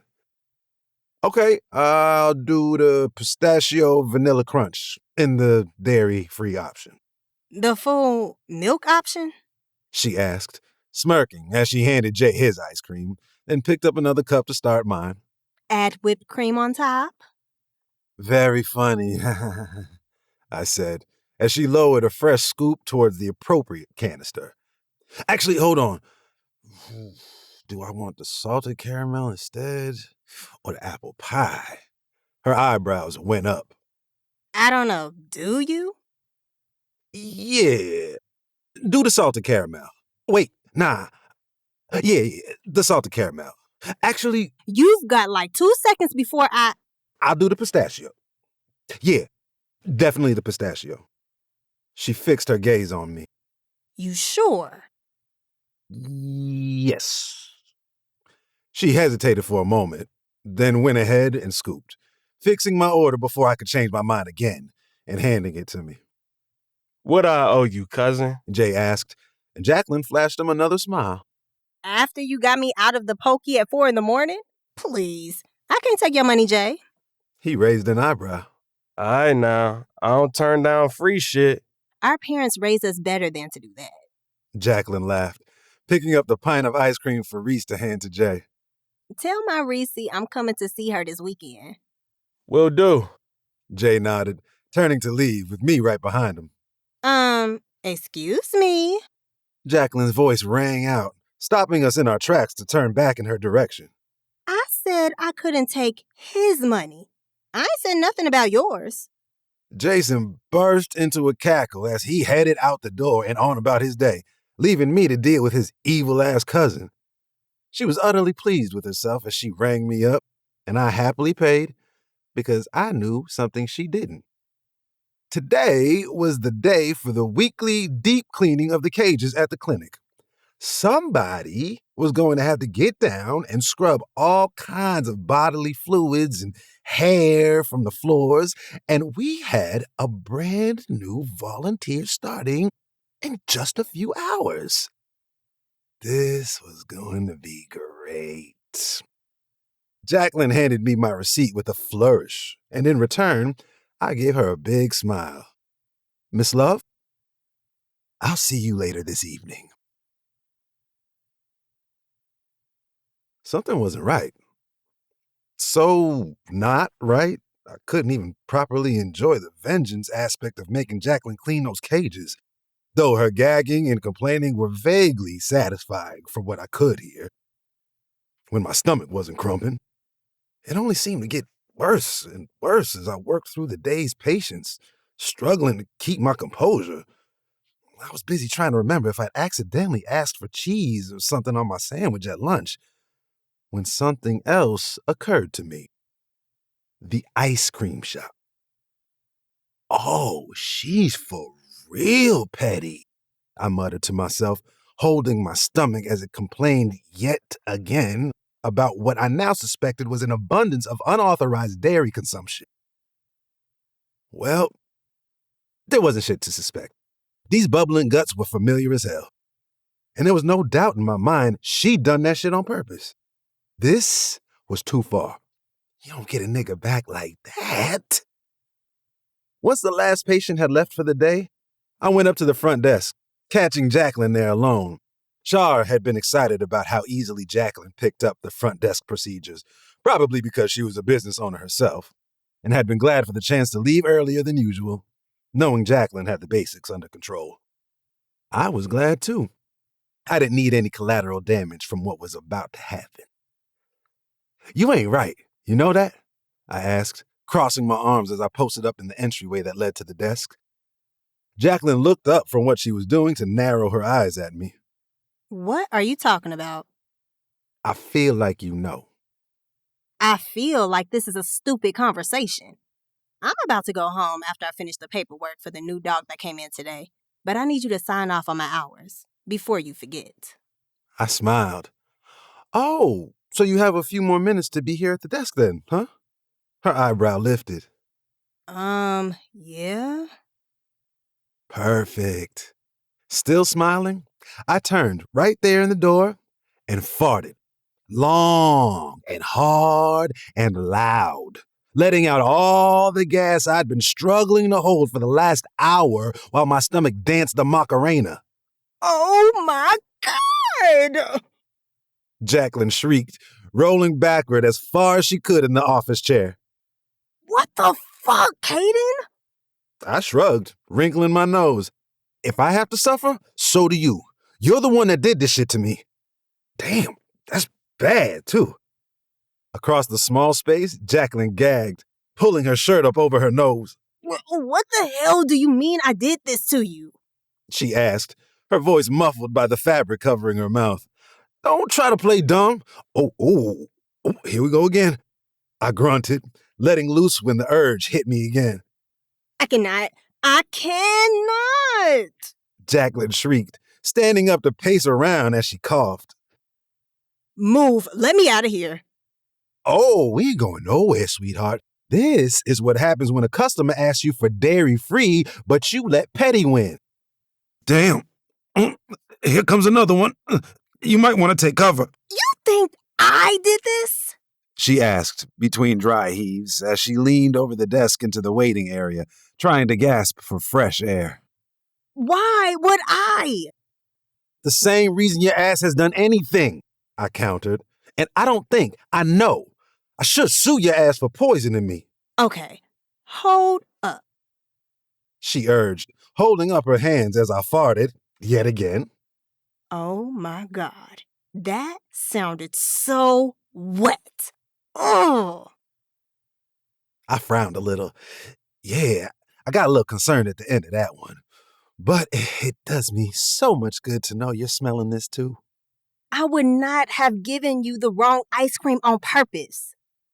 She defended, still coughing and trying to wave away the rotten smell.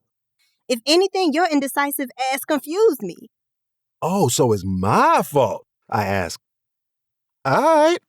Her eyes went wide as I stalked toward her, turning right in her direction to let out yet another round of gas as she tried to get away, out the door. But this was easily the worst one. I blocked the door as she coughed and gagged, complaining of feeling lightheaded. Oh my God, did something die in you?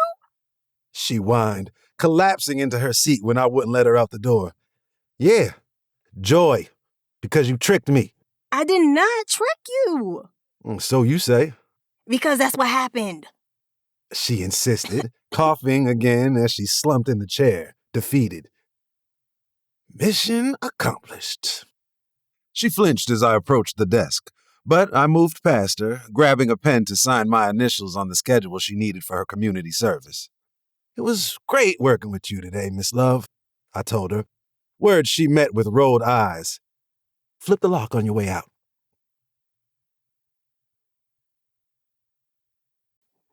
Six, Jacqueline. So, you becoming one of them lesbians now? Donnie, I told your ass not to say that. I'm a grown-ass man, Josephine. I done seen too much to not say what I got to say while I can still say it. You're not about to silence me, woman. It's offensive, fool. I ain't said nothing was wrong with being a lesbian. I just asked if she was one. Now, if you think lesbian is an insult, that sounds like a personal problem to me. Check your implicit biases, Josephine. You keep your ass off the social medias. How about that? So I won't be able to tell you how problematical you are. I see right through your damn agenda, woman. I got your damn agenda, Donnie. Kiss my problematic ass. Put it up here. I will. Don't you test me, girl. What the hell is happening right now? I thought, raising an eyebrow at my cell phone screen as my parents continued their back and forth, both knowing damn well they'd be all over each other as soon as this video call ended. Miss Thing sauntered up to me on the couch, stretching her furry orange and white body before she made the quick leap onto the seat beside me to peer into the camera, too. See there? My father bellowed, his eyes lighting up like he'd answered some impossible question.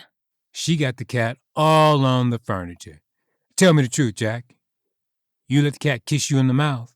I frowned. What the No, I insisted as she climbed into my lap, nuzzling her head under my chin like she was trying to make a point. Nothing about the cat goes near my mouth. That's what she said. My father giggled, earning twin groans from me and my mother. I thought only lesbians got cats instead of getting a man, ain't it? I sucked my teeth.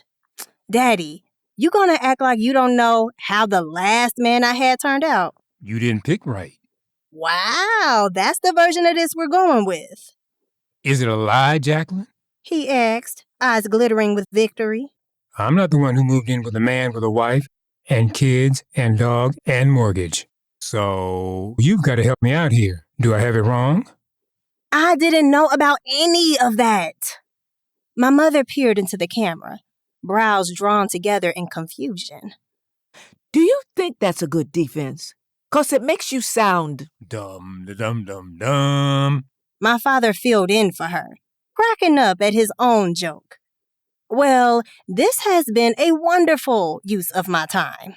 I quipped, and of course they laughed at that too. Oh, look at her face, Donnie. I think we hurt her feelings. We hurt your feelings, sweet pea. My mother asked, concerned. No, I answered her, shaking my head. None of us would have survived growing up in a house with Donald and Josephine Love without a healthy sense of sarcasm and reasonably thick skin. Between the two of them, they had jokes for everything, and there wasn't much of anything considered off limits. But I do have to go. This degree isn't going to earn itself, and I have work to do. So the graduation is on again. I frowned. The graduation was always on. When was the graduation not on? When your cousin had to go get you out of that jail for messing up that boy's car. My dad answered, wagging a finger at me. How many times have I told you to do your drinking at home? And how many times have I told you to always check for a camera? My mother added, shaking her head in disappointment. You gotta be careful, honey. You know that judge don't like you, and you always get her. I think she chooses your cases. I think she has it out for my baby. Next time, I'm gonna talk to her. I wanted to scream, but I held it in.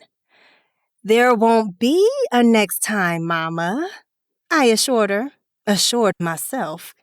I'm done with that life. I just want to get my degree and make good ice cream. Yeah. My father nodded.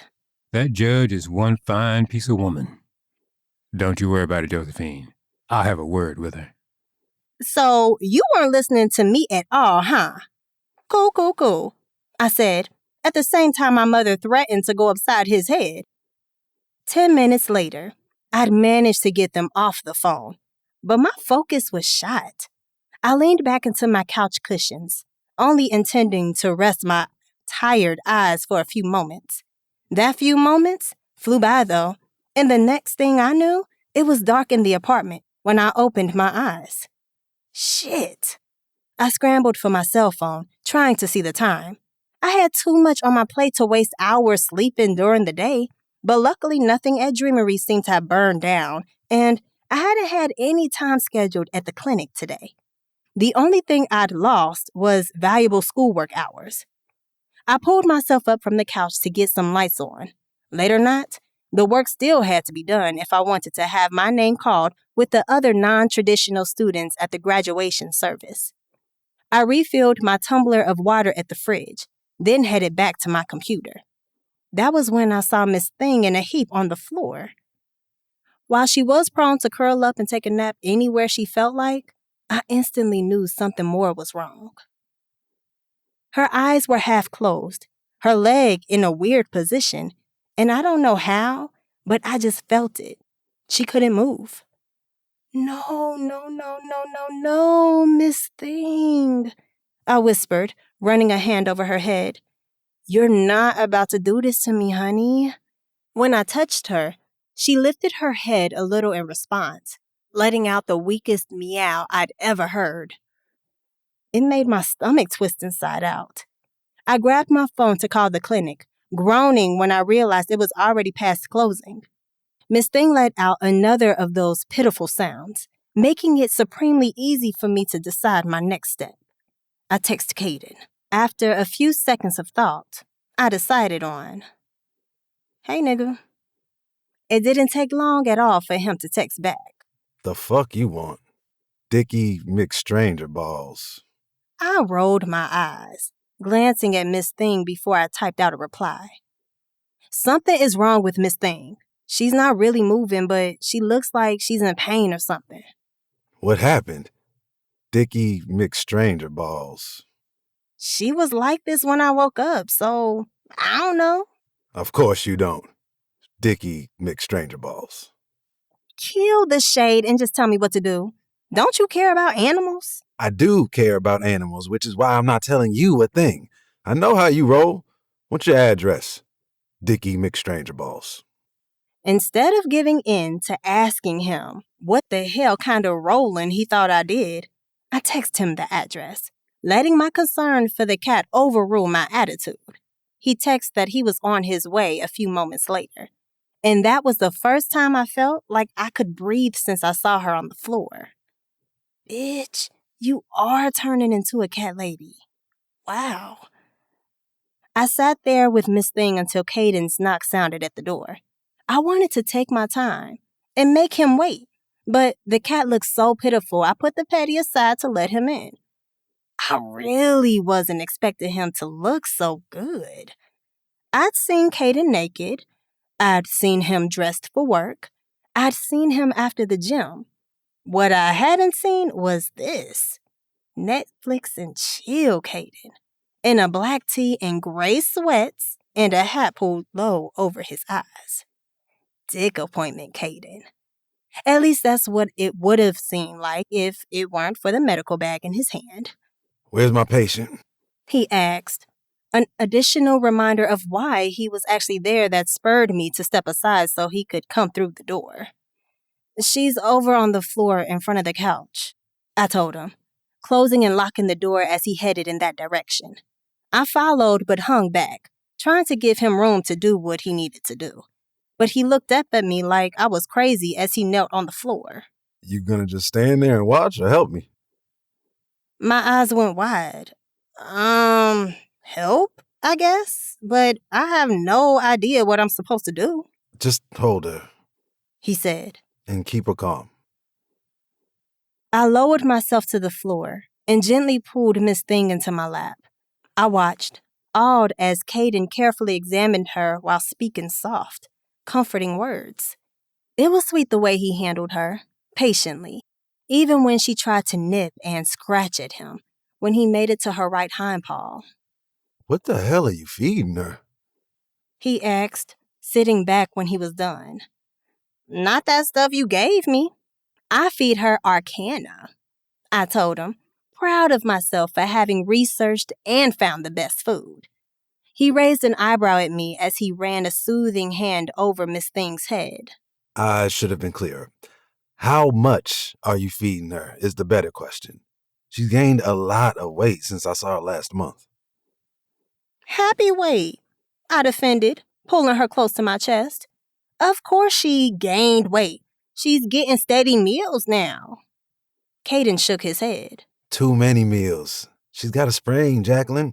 Probably from moving awkwardly with a sudden increase in weight. She's used to being light on her feet and thinks she can still move like that, but she can't. Especially coupled with the injury she already had. I sucked my teeth. Sounds to me like you have an issue with a woman with meat on her bones. Not at all. Kaden laughed. I'm in full support of a healthy weight, but this is too fast of a pace. She needs to be getting more exercise once the sprain heals, and a consistent diet on a schedule. She shouldn't be allowed to constantly graze from a bowl that stays full all day. I opened my mouth to deny I was letting that happen, but he looked pointedly at the full food bowl next to the kitchen. Fine, I groused. I guess you don't believe thick thighs save lives either, huh? Not for cats. He chuckled. For now, she needs to rest. She likely fell, and it dazed her a bit, but she'll be fine. I'm almost positive it is just a sprain, but if she hasn't improved in a few days, we can bring her in for an x-ray. Okay? I nodded. Yeah, okay. He took Miss Thing from my arms, depositing her in the cat bed near the window. I watched as he gathered up the few things he'd taken from his medical bag and put them away, then followed him to the kitchen to wash his hands. Thanks for coming to check on her for me. I didn't realize a vet really would make an after-hours house call for free. Free? He raised an eyebrow as he soaped his arms up to his elbows. This shit wasn't free. Just like that ice cream. I have every intention of taking your money. I scoffed. Seriously? All you did was poke her a little bit and call her fat? I diagnosed the problem. He smirked as he started rinsing away the soap, then moved aside so I could wash my hands too. If it makes you feel better, you can give her an ice pack, but most cats won't let it stay in place anyway. Thanks for that, I told him, hoping he picked up on my sarcasm as I handed him a few paper towels. Now get out. Damn, I don't get a tour or anything? I can't go lock myself in your bedroom like you did in my spot? It was a misunderstanding, I defended, drying my hands. Are we still focused on that? He shrugged. Considering I was the one who left the misunderstanding with a black eye, I think we can focus on it as long as I want to. You farted on me, I countered. Surely that's restitution enough. Nah, not when you're the one who gave me dairy. I told you that was a mistake. Your indecisive ass confused me. Kaden's eyebrow went up. Is that how you defend yourself in court after giving the wrong customer peanuts? You were just confused? So you're gonna sue me now? I asked. That's the scenario we're working with here? Nah, He shook his head. that's not the plan. But there is a plan. My eyes narrowed at him, annoyed by his calm demeanor and handsome face. Tell me what it is. Tell me now. I never said there was a plan. But clarifying that something isn't the plan leaves a clear implication that there is a plan. I didn't say that, though. I groaned. But you implied it. Did I imply it or did you assume? You know what they say about assuming, right? He teased, his face pulled into an impossibly sexy, impossibly frustrating smirk. Ugh. You know I'm not scared to fight you, right? He laughed and shook his head. Yeah, actually, I do. Then stop playing with me. Ain't nobody playing with you. He laughed harder. Your ass is paranoid because you know you're wrong. I haven't done anything. Your criminal record would beg to differ. For some reason, that shit knocked the air out of my lungs. Logically, I knew he didn't mean any harm. We were just going back and forth. But the truth was, it was embarrassing. As much as I loved myself, I wasn't even remotely proud about my past, or the fact it was documented in detail for everyone to see how much of a fuck-up I was. I wanted to put it behind me, was trying to put it behind me. It felt really, really not good to be reminded of it. Hey. Kaden's voice was different now, with none of the amusement from a moment ago. Quickly, I fixed my face, not wanting the hurt to show, but it was too late. My bad. He said, taking a step toward me. I didn't mean to take it too far. I shook my head. It's fine. It's whatever, I said, even though it wasn't. I couldn't be mad, though, because I'd earned my record. None of it was a lie. I wasn't mad. I was disappointed in myself. Thank you for coming to check on Miss Thing, I said, trying to send the message it was time for him to go. I'll make sure she rests up. He didn't move, though. Wow. He spoke instead. You're for real sensitive about that, aren't you? Why? I frowned. Why the hell do you care? Is there something wrong with giving a shit about other people? No, I answered. But there's something weird about it. You don't even like me. I never said that. But you punched me in the eye and kneed me in the dick. So we're back on that again? He shrugged. It's a hard thing to forget. Okay, so what do I have to do to get us past this, huh? Are you like a toddler or something? Before you can move on, you need me to kiss it and make it better? His face twisted in surprise. You offering? 'Cause hell yeah. I was talking about your face, fool. I laughed, pushing him away as he walked up on me. I don't want your little raggedy dick near my mouth. He let out a bark of laughter. Little? Raggedy? He put a hand to his chest. I recall you saying it was an award-winning dick. Gold medal dick at the Dick Olympics. I held up a hand. What I actually said was blue ribbon. Please get it right. A gold medal, blue ribbon, same difference. Either way, you said it then, so don't be fronting on my mans now. Ain't nobody fronting on you, Kaden. I laughed. The truth of the matter is, I don't have complete information to grade your dick anyway. His facial expression changed. Focused. Okay, you have my attention. What else you need? I crossed my arms, meeting his gaze. Well, among my girls and I, there are 3 parts to the score. The look of the dick, the performance of the dick, and the trouble factor. What's the trouble factor? I grinned. Whether the look and performance are worth the trouble of dealing with the person the dick is attached to. What's my trouble factor? He asked, smirking. I smirked right back at him. I'm not fucking you, so I wouldn't know. But if you were, what would it be? It's not something I can guess, dude. I don't know you like that. Don't know about your unstable exes or whoever you're dealing with now. Have no idea what kind of stamina you have or what your stroke is like. Hell, I don't even have enough data for a full visual report because you weren't hard. I don't really know what you're working with on any level. Kaden scoffed. So you spark my interest, then leave me hanging. That's cold. Sorry, Dr. Davenport, but unless you're trying to submit the incomplete data, I got nothing for you. His eyebrows lifted, and he pulled his lip between his teeth. So submitting the missing data is an option. I raised my shoulders just slightly. I am always interested in qualitative research for the good of humanity, you know. Absolutely. He nodded, closing the distance between us again.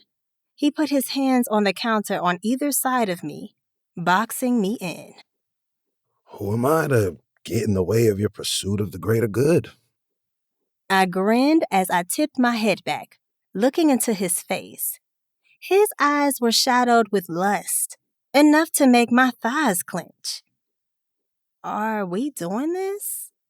He leaned in, bringing his face toward mine. You tell me. Nah, I said. You tell me. I countered, slipping my hands between us into the waistband of his sweats. I cupped him through the soft fabric of his boxers, grinning in his face as he grew harder and bigger in my hand. Hell yes. He growled, prompting me to let out a squeal as he grabbed and picked me up. I wasn't anybody's definition of dainty, but he hooked my legs around his waist with ease, then looked me right in the face and said, Point me to your bedroom. So of course I did. Wait, hold up, I said, stiff-arming him once he dropped me onto the bed and attempted to climb on top of me. This is purely for research, right? You're not going to mess around and get attached? He shrugged. I won't if you won't. He answered, then pulled off his shirt and hat, tossing both aside before he went for the hem of my oversized Blakewood tee. I let him strip me down to nothing, and then while he was getting rid of the rest of his clothes, rummaged around in my nightstand for condoms. Couldn't conduct an experiment without the proper precautions. After donning the condom, Kaden spread my legs wide, positioning himself between them before he sank in. I gripped handfuls of my sheets as he lowered his chest to my breasts and his mouth to mine. I hadn't expected kissing to be a part of the plan, but as soon as his lips touched mine, I was glad for them. They were as perfectly kissable as I'd expected, and he was good at it. Really good. A low moan escaped my throat as he stroked me deep, matching the movement with his tongue in my mouth. One of his hands tangled in my locks. The other kept a handful of my ass in his grip as he moved, creating a steady pace of sweet friction. I hooked my arms around his neck, rolling my hips with his, matching his pace as he stroked, and we kissed. Deeper, faster, harder. Those kisses came to an end as he sat back to hook my knees over his arms, spreading me open wide to go even deeper, even harder. My hands went to my breast, cupping and squeezing my sensitive flesh as orgasmic pressure built in my core. His hands moved to my ankles, holding my feet high in the air as he plunged into me. Deeper, faster, harder, until I came unglued with a loud, keening cry I didn't care if my neighbors heard. They did. Kaden didn't stop, still chasing his nut even as I came down from mine. He kept stroking, kept pounding, kept the waves of orgasm on a steady reverb through my legs as he kept moving, until he suddenly stopped, mouth wide open. Ah, shit! He yelled, screamed, loud as shit, as he collapsed to his elbows on top of me. I turned away, pressing my lips together as a laugh bubbled up from my stomach. Jack, do not laugh in this dude's face. God damn it! God damn it! He groaned in a strained voice that brought tears to my eyes. Jacqueline, please! The cat! I knew my pussy was good, but how in the world was I ever going to look him in the eyes again, knowing this was how he acted when he got some? The cat! Jack, please! He begged, looking me right in the face with glossy eyes. Damn! I blurted before I could help myself. Is it that good to you? What? No! He hissed through gritted teeth. The cat, Jacqueline! Miss Thing! I frowned. What? She He blew out a deep, shaky breath. She has her claws in my ass. As if she'd been waiting on her cue, Miss Thing hissed, announcing her presence in the room. Well, she'd already announced herself to Kaden, but I guess now it was time to let me know too. Now that I understood why he was holding himself like a statue, I maneuvered from underneath him to see what the hell was going on. I flipped on the overhead fixture to give better light than what was coming from the lamp, and sure enough, Miss Thing had lashed herself to Kaden's ass. I couldn't help it. I laughed. Can you get the cat off me? He screeched, his voice in such a higher pitch than normal. It made me laugh even harder between trying to soothe Miss Thing enough to carefully unhook her claws from Kaden's flesh. You know she did this to you 'cause you caught her fat, right? I asked, still struggling to keep myself together as I successfully removed her from his ass. It was a good thing he hadn't tried to snatch her off.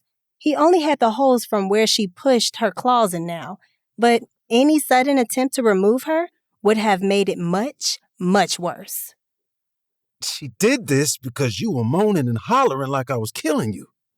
He countered, out of breath as he collapsed fully onto the bed. Oh, fuck. I kept right on chuckling as I deposited Miss Thing back in her designated spot, gave her a treat, then headed back to my bedroom, closing the door after myself this time. You know this shit ain't funny, right? Kaden complained as I stepped into my bathroom to wash my hands. The hell it ain't, I called back. Once my hands were clean, I grabbed my first aid kit and went back to the doorway holding it up. You look like you could use some assistance, I teased, drawing his gaze to where I was standing. Miss Love, can you please quit playing and get your fine ass over here and patch me up? He asked, his eyes doing an appreciative sweep over my nude body. I smirked. Oh, I'm fine now? Been fine. Now, please, I'm bleeding out. You are not bleeding out, I laughed when I got back to him to look at those tiny pinpricks again.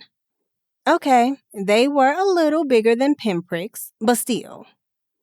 How are you a whole doctor, albeit an animal doctor, acting like a whole baby over this? I asked, kinda enjoying the view as I used alcohol pads to clean his wounds. His ass was nice and muscled. Probably why Miss Thing's attack hurt so bad. Not enough soft fat to cushion the blow. Tease me all you want. That shit felt like taking shrapnel to the ass. And that sprain must not be hurting her too badly.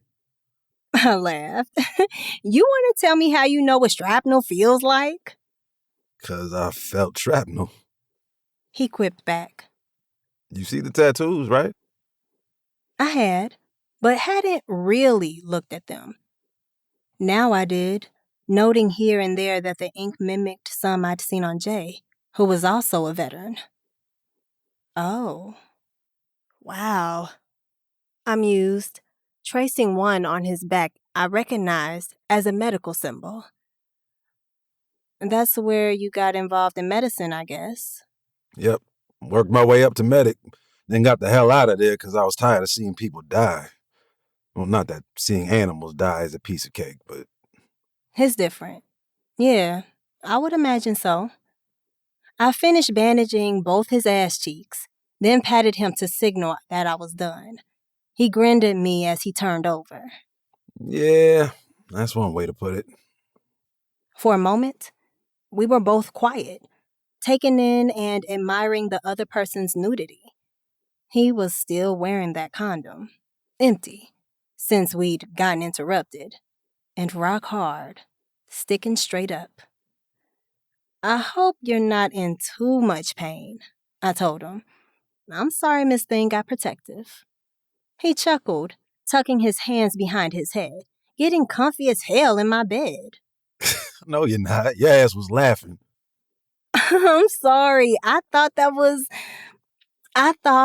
was just how you sounded and acted when you came. And I'm sorry, that shit was ridiculous. No lie, I was going to roast the fuck out of you with my sisters. Oh, cold world. He laughed. Cat messed up my score. I giggled. No, you did good. You presented well. Nah, it's tainted.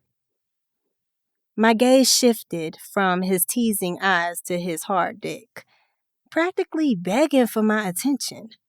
When I met his eyes again, it was clear he was thinking the same thing I was.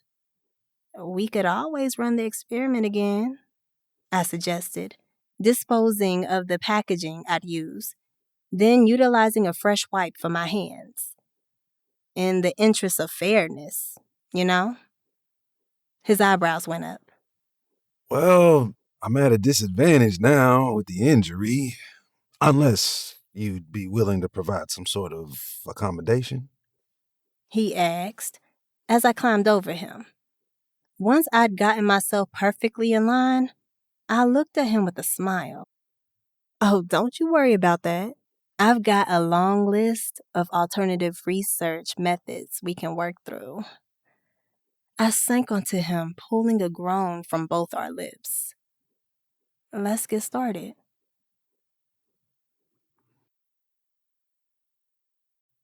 Seven, Kaden. So obviously, I messed up. Bad. And the thing was, I couldn't even blame my inability to stay away from Jacqueline Love due to her volunteering at the clinic on my inability to stay out of her. Nah, I walked into that with my eyes wide open. I saw everything. Which, of course, presented a new problem. How to keep myself from going back for more. It was one thing when all I had against me was my imagination, the fantasy of what she looked like underneath her clothes. But now that I was intimately familiar with that soft skin, those ample curves, plush thighs, pillowy breasts, tight put... Damn, she got your ass bad. So bad, I was sitting in my place on my night off, beer in hand, wings on the coffee table, NBA on the TV, but I wasn't paying attention to any of that shit. My mind was on Jacqueline. I'd invited her over. Obviously, she'd said no because she wasn't here. But it had taken a lot for me to push through and even ask, mainly because my ass knew better. I didn't need her over here. Didn't need her scent permeating my space. Didn't need to get drawn further into her. But even with all that in mind, the rejection still stung like a bitch. Miss Love, I'm sure you already know this, but thorough research involves conducting your tests more than once. Varied times, varied conditions, varied settings, all that, you know? I was nervous enough that my palms were sweating, which was... what the fuck? Jacqueline turned from her post at the desk with that dazzling smile, clear amusement in her eyes. As much as I appreciate a good ongoing scenario, I unfortunately have to decline. I am insanely busy and I kinda want to graduate in a few weeks, like I'm supposed to. So I kinda have to be on sabbatical, if you catch my drift. Immediately, I nodded. Absolutely, totally get it, Sorry.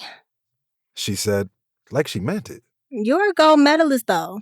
I'm sure you can find another research partner easily. Well, she was right. I could. But I didn't want a different research partner. See? One night of pussy, a week ago, and she had me in my feelings. The ringing of my cell phone snatched me from my pity party as I reached to grab it from the table.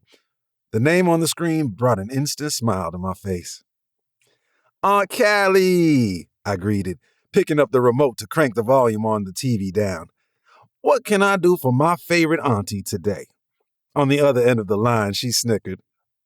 Boy, I'm your only auntie. That doesn't mean you're not my favorite. How could I not be? If I didn't even like you? That made her laugh again. I'm a lovable person, Kaden. Everyone likes me. I can think of a large group of people who disagree, I countered back. And that's why they're where they are, and I'm where I am. She said, with the signature sass that always amused the hell out of me.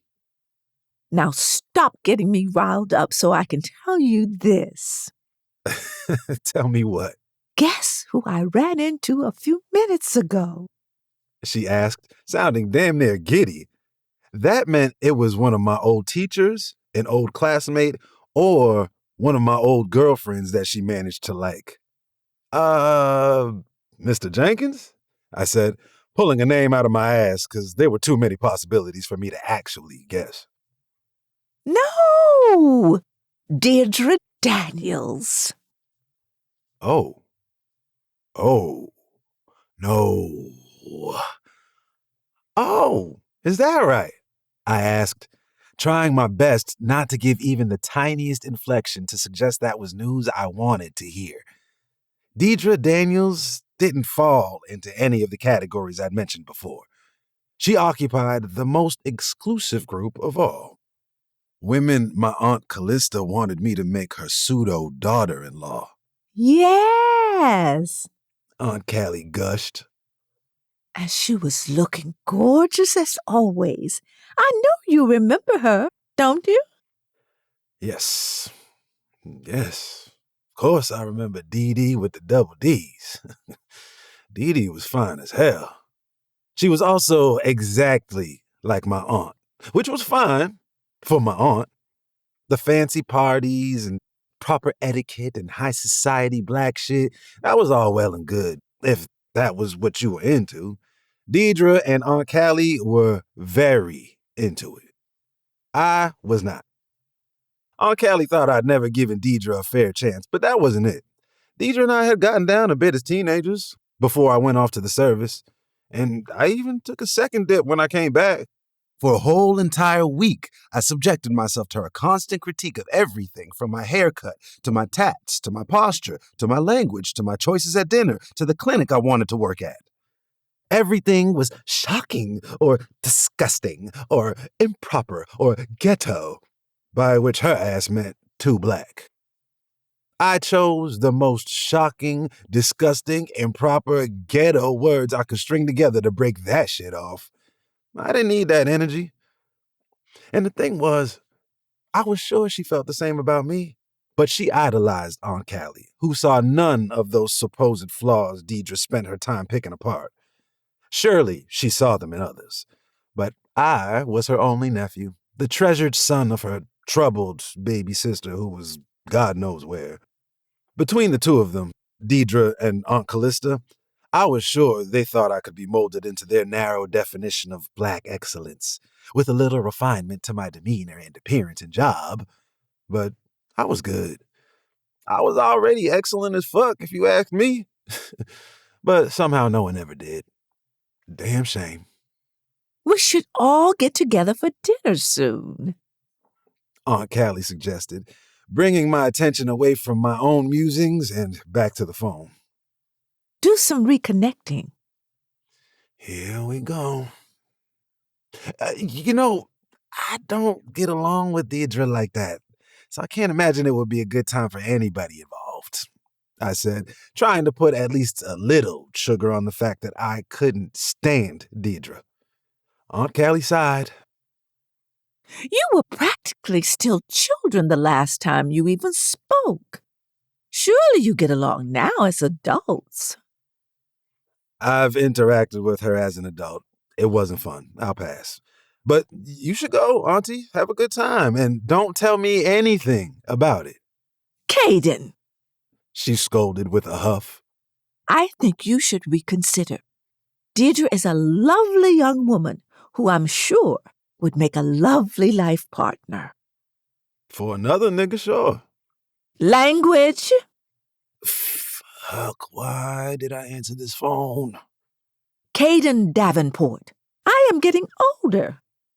She started, and I closed my eyes, knowing where this was about to go. I have done the best I could by you in the absence of my sister and now your father. Made sure you had a support system when you came back from that god-awful desert. Ensured your education without any debt. You give me one good reason you can't indulge me in a single meal. Shit. I just don't fucking want to. Wasn't gonna fly, even though it was the truth. Fine. I don't think my girlfriend would like it that much, I lied, using the first thing that came to mind. In my experience, if a woman wouldn't accept any other no for an answer, they'd at least hesitate a bit over another woman's property. Or so I hoped. Girlfriend? Aunt Callie exclaimed, and I instantly realized my mistake. I was already kicking myself even before the... Oh, my word. When did you get a girlfriend? When were you going to tell me? Who are her people? I have to meet her. left her mouth. That's what you get for lying. It's still early, I claimed, trying to backtrack. We're not quite at meet the family seriousness yet, but I don't want to make her uncomfortable knowing what your intention is for getting me and Deidre together. Aunt Callie sighed. Of course I understand. You're trying to neutralize your father's negative influence by not allowing the philandering nature you inherited from him to rule you. Chill, Auntie, I warned. Not that she wasn't justified in her disdain for my father. His whole antics couldn't have been particularly healthy for my mother's mental state. And as judgmental as Aunt Callie was, she was protective of her sister. That was still my father, though. Is that not what you're saying, Kaden? If it isn't, please explain it to me. I want as little drama as possible. How's that? I asked. Nothing to do with my father, everything to do with me. Fair enough. I want to meet this young lady. How does she feel about your work? Does she understand the altruistic appeal of it? She doesn't care how much money I make, I replied, since that's what she was really asking. That wasn't technically a lie, I guess, since any woman I gave that title wouldn't be pressed about my job title. I didn't say anything about money. Aunt Callie whined, feigning offense. She may not have used that word, no, but that was the underlying question. Does she like animals? Visit the clinic? Sometimes, Mm. she replied, in a way that made me shake my head. Not even a whole word, just a loaded sound of disapproval from deep in her throat. The obvious implication being that an acceptable woman for me wouldn't deign to visit a community-sponsored animal clinic. Or be okay with me working there in the first place. Kaden, you understand that I only want the absolute best for you, right? She asked, like she knew she was pushing it too far. I know you think I'm stuffy and boring, but the truth is that your uncle and I live a good life. I want that for you as well. You're about to be 35. It's time for you to settle with a good woman from a good family and... I don't think we have the same definition of good, Aunt Callie, I interrupted her. But I do believe you mean well. You just have to understand that I'm going to choose who I choose, if I choose. Now see, you're trying to give me a heart attack now. I chuckled. Nah, never that. Just try to prepare you. Well, will you at least be bringing her as a date to the alumni ball? Shit. I will ask her. That's all I can offer for now. Well, you let her know I'm looking forward to meeting her. Of course, Auntie. Consider it done. She spent the rest of the call inundating me with details about luncheons and alumni meetings and a bunch of other boring shit I didn't have the heart to tell her I didn't care about. But, to her credit, she was beating me down with too much information for my thoughts to return to Jacqueline. At least until we hung up the phone. Inexplicably, I found myself wondering if Jacqueline's parents were on her ass about settling down. If that's why she was working so hard to finish school before summer. She was only in her mid-20s, but I knew how the shit went for women. That was around the time they started getting the husband and babies pressure. But she didn't strike me as the type to care about all that. Actually, she struck me as the type to outright reject it. I wasn't supposed to be letting her strike me as anything, though. I turned off the TV and pulled myself up from the couch, intent on clearing my thoughts. A shower, then bed, then sleep, where hopefully I wouldn't encounter Jacqueline. Or hell, Deidre. Or hell, both. I shuddered. Then unlocked my cell phone to enter a search term I knew was ridiculous. But I'd take whatever advice I could get on getting my ass to sleep without dreaming. Fuck. I was sitting in my office at the clinic when the sound of a car drew my attention to the window. It was lucky as hell, that history had made me more aware of my surroundings than I might normally have been, because otherwise I might not have noticed my Aunt Callie stepping carefully out of her Mercedes in the parking lot of the animal clinic, stopping to check her red bottoms before she started moving with purpose toward the building. Hence, all those fucks from earlier. I moved as fast as I could, dashing to the front desk, where Jacqueline was filing paperwork for new patients since the waiting room was quiet today. "Hey," I called, startling her so badly that I was met with raised fist as she turned in her chair. What? She snapped, pressing a hand to her chest when she realized it was me. "I need a favor. Can't explain a lot, but I need you to pretend to be my girlfriend right quick so my aunt doesn't try to marry me off into some Black Stepford shit." Jacqueline's pretty face pulled into a frown. Aren't you grown? Like, grown as hell? "Your parents don't ever get in your shit like you're still a teenager?" I countered, peering toward the doors where Aunt Callie would be appearing any second. Well, yeah, I guess. She admitted. Whatever. What's in it for me? "I'll sign off on a week's worth of your volunteer hours while you're studying or running a business or whatever." Her eyebrow lifted as she smirked. That's a crime. "Something you're very familiar with," I reminded her. "We got a deal or not?"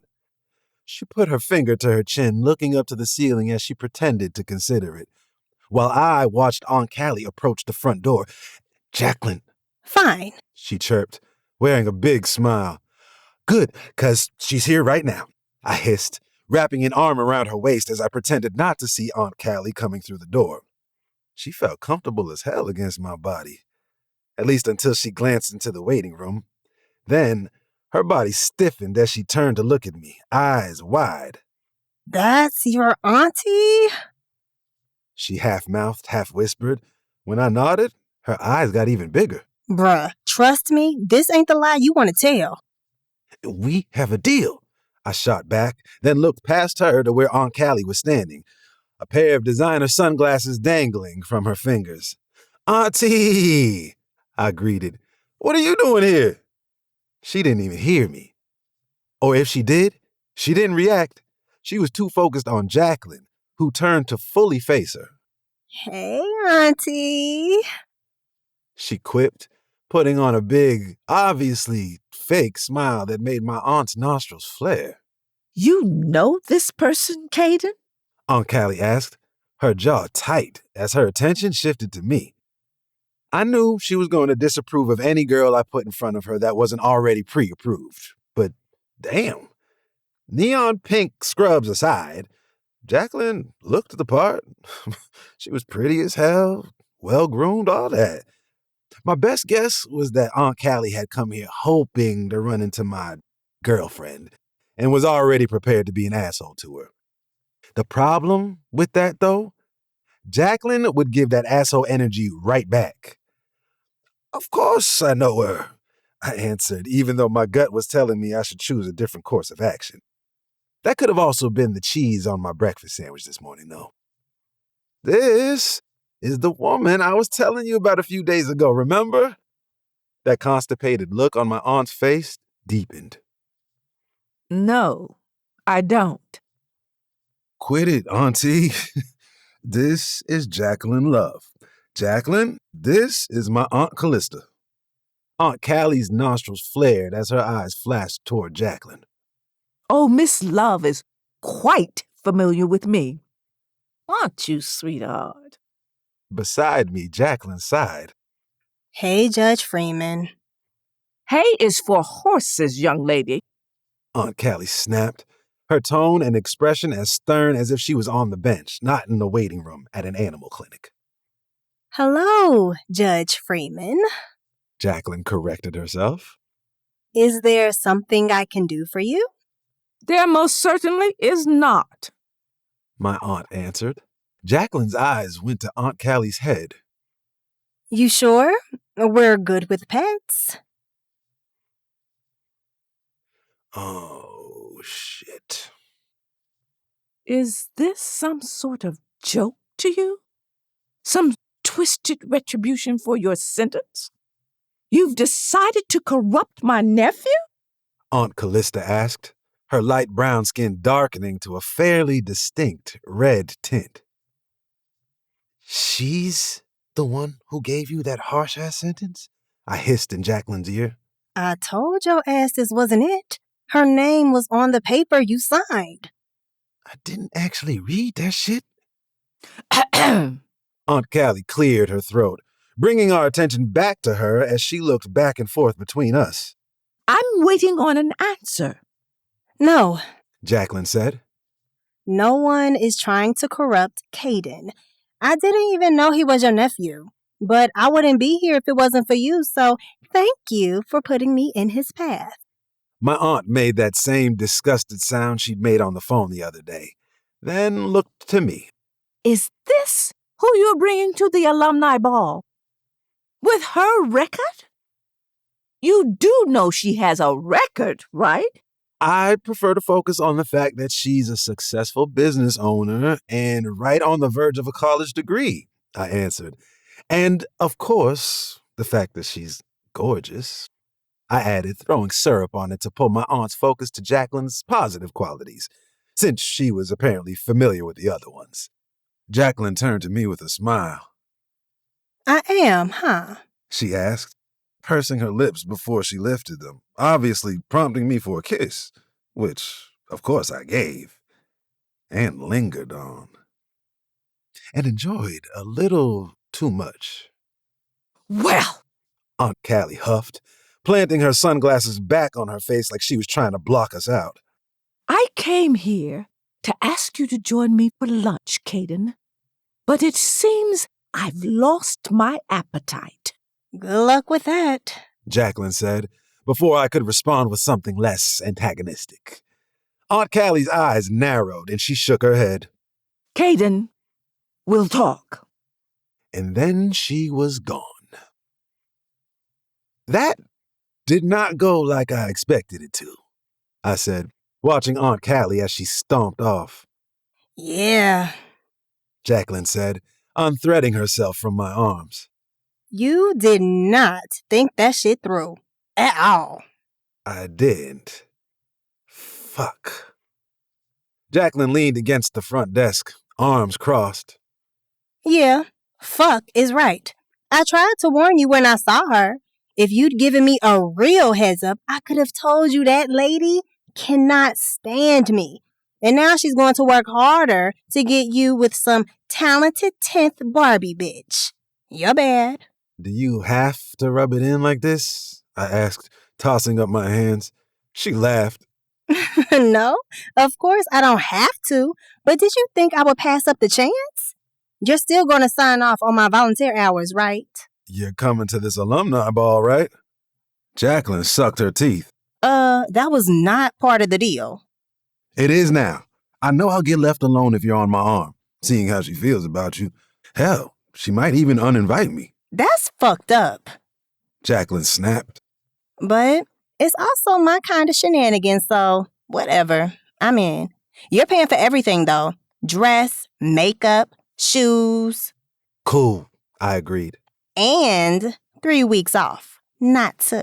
Fine, I agreed, extending my hand. We got a deal? Jacqueline smiled, accepting my hand. Yep, we got a deal. 8. Jacqueline. Hey, I hissed into the phone. If you have a friend who needs a job, bring them with you. Amy laughed as she agreed and ended the phone call. But I was dead ass serious. It was an emergency. Sorry about that delay. I told the next customer in the long-ass line I had Joya to thank, curse out, for. She'd dropped another one of those mentions on her social media, which had people flooding to Dreamery, making it a much busier day than it usually would be, which normally would be fine. Not today, though. Today, I was paying for my hiring of a group of friends. One was pregnant and had gone into premature labor today. It was her day off anyway, though. But the boyfriend, baby's father, was not off today. Neither was the best friend. Guess where none of them were today? At Dreamery. Not that I could blame them. If the mother of my child or best friend went into labor too early, I'd be right there at the hospital too. Fuck that ice cream. However, me understanding why they weren't here didn't put me in any less of a shitty predicament when I only had one other employee. Maybe I shouldn't have asked her to bring a friend, seeing how this went. In any case, while I waited for Emmy and a friend, if I were lucky, maybe, to arrive, it was just me, handling a growing horde of customers. Fortunately, Dreamery was adorable with its all-white and chrome interior, so plenty of people were distracting themselves with selfies and other flicks, which hopefully wouldn't bring in too many more people. I had a critical leadership paper to finish.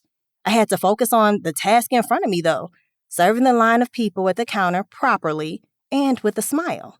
Scoop, smile, check out, smile, send them on their way, smile.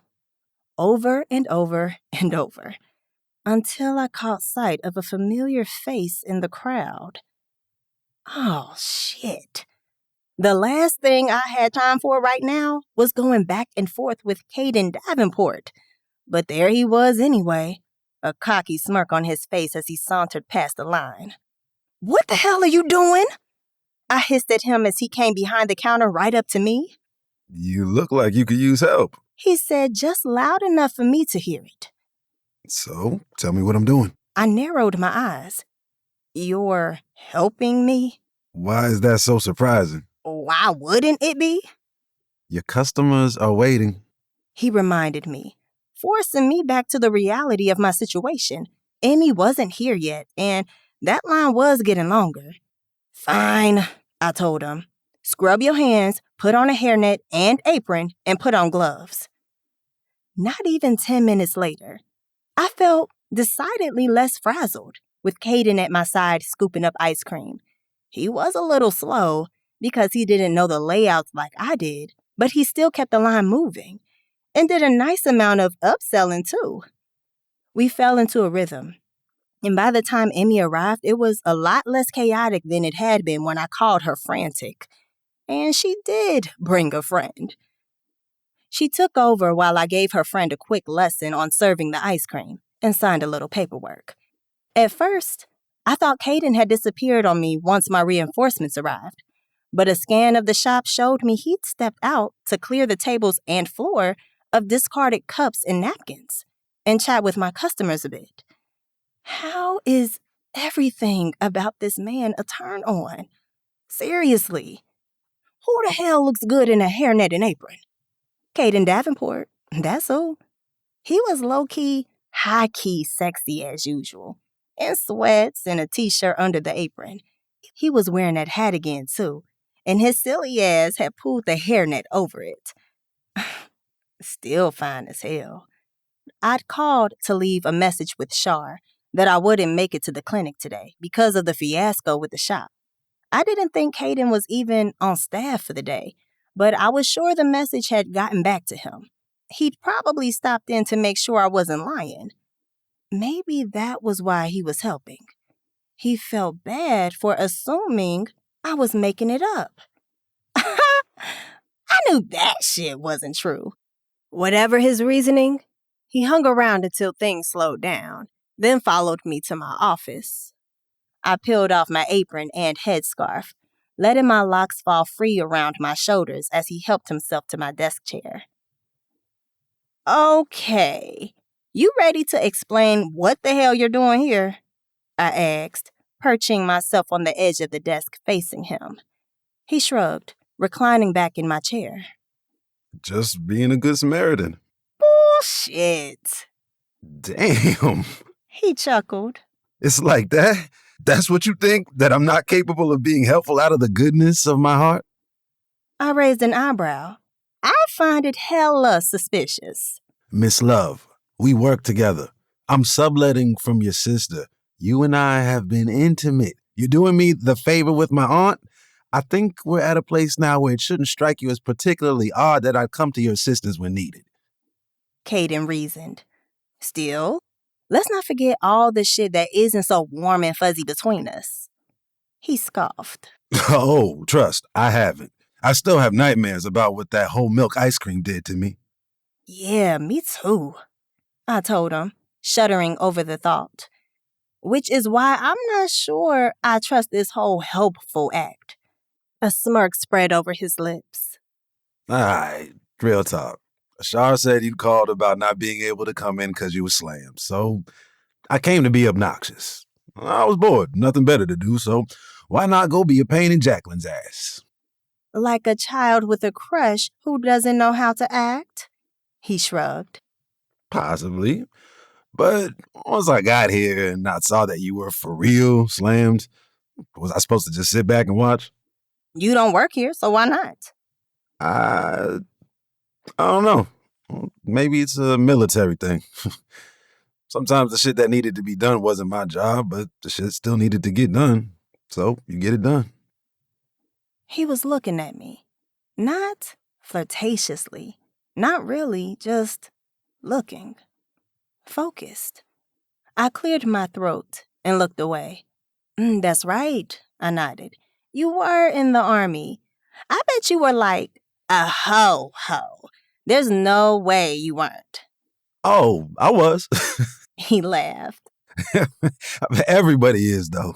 So the stereotype is true. Everybody fucking everybody. He nodded. With a few, and I do mean few exceptions. Hell yes. Figures. I giggled. So tell me something. You're an Army veteran, subletting an apartment, working at a community pet clinic. You're tattooed, you curse, you hoop with Jason. How the hell did Judge Callista Freeman end up with you as a nephew? Kaden tossed his head back, Adam's apple bobbing as he laughed. I'm sure she asks herself that same question on a daily basis.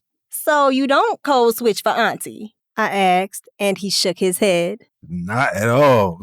She can't stand it. But I am who I am, and she's gonna love me anyway, just like she is who she is, and I love her anyway, even if I don't like her that much sometimes. My eyebrows lifted. Such as when? Such as when she called me to complain about you. He teased, sitting up to scoot the chair closer. Kaden Michael Davenport, do you know that woman has a record? Fighting, vandalism, public intoxication, harassment, public nuisance, disturbing the peace, more fighting. I frowned. She went through all my little business, huh? Well, she didn't tell me shit I didn't already expect. Kaden laughed. But she was wrong for trying to put you out there like that. And I told her so. It wasn't cool. Wow. Thank you for defending my honor, fake bae. I got you, babe. He said, playfully grabbing me around the calf and squeezing. I was glad for my wardrobe choice of a cute spring wrap dress, even though my comfy Vans weren't the sexiest pairing with it. My legs were freshly shaved, though, at least. So, is Judge Freeman your dad's sister or your mom's? I asked, shifting in my seated position on the desk. My mother's. My father, God rest his soul, was, let's say, a rolling stone. You know, wherever it... He laid his hat was his home. I've got you. I nodded. So, your wholeness was inherited? My mother and aunt like to think so. He good-naturedly agreed. Aunt Callie couldn't stand him, but my mother loved his dirty draws, even though he wasn't good to her, or for her. Sometimes, I guess that's just the way shit goes, though. I sighed. Yeah, unfortunately so. Unfortunate is the right word. I haven't seen her since his funeral. Barely talked to her either. Something about me reminding her too much of him or something. Some bullshit. There was silence between us after he said that, while I tried to gauge the proper response. He wasn't giving the impression that this was a happy story by any means, but he also didn't seem particularly broken up about it, like he was numb to it. "That's fucked up," was the response I settled on, and he nodded. Yeah, it is. Can't let the bullshit weigh you down, though. What about you? You got mommy issues, too? I shook my head. Believe it or not, no. My parents are amazing, which, I don't know, kinda makes me feel guilty. Kaden's brow wrinkled in confusion. Why the hell would you feel bad about having great parents? I don't feel bad about having great parents. I feel bad about my great parents having me. My eyes went wide. Wow, that sounds dramatic as fuck. It does. Kaden agreed. I need you to explain that shit. Well, I can because I've thought about it a lot. I think about it all the time, I admitted. Why? Who knows? It's like my sisters, right? Gemma went to culinary school, travels the globe, knows foreign ambassadors and shit, never got in any trouble.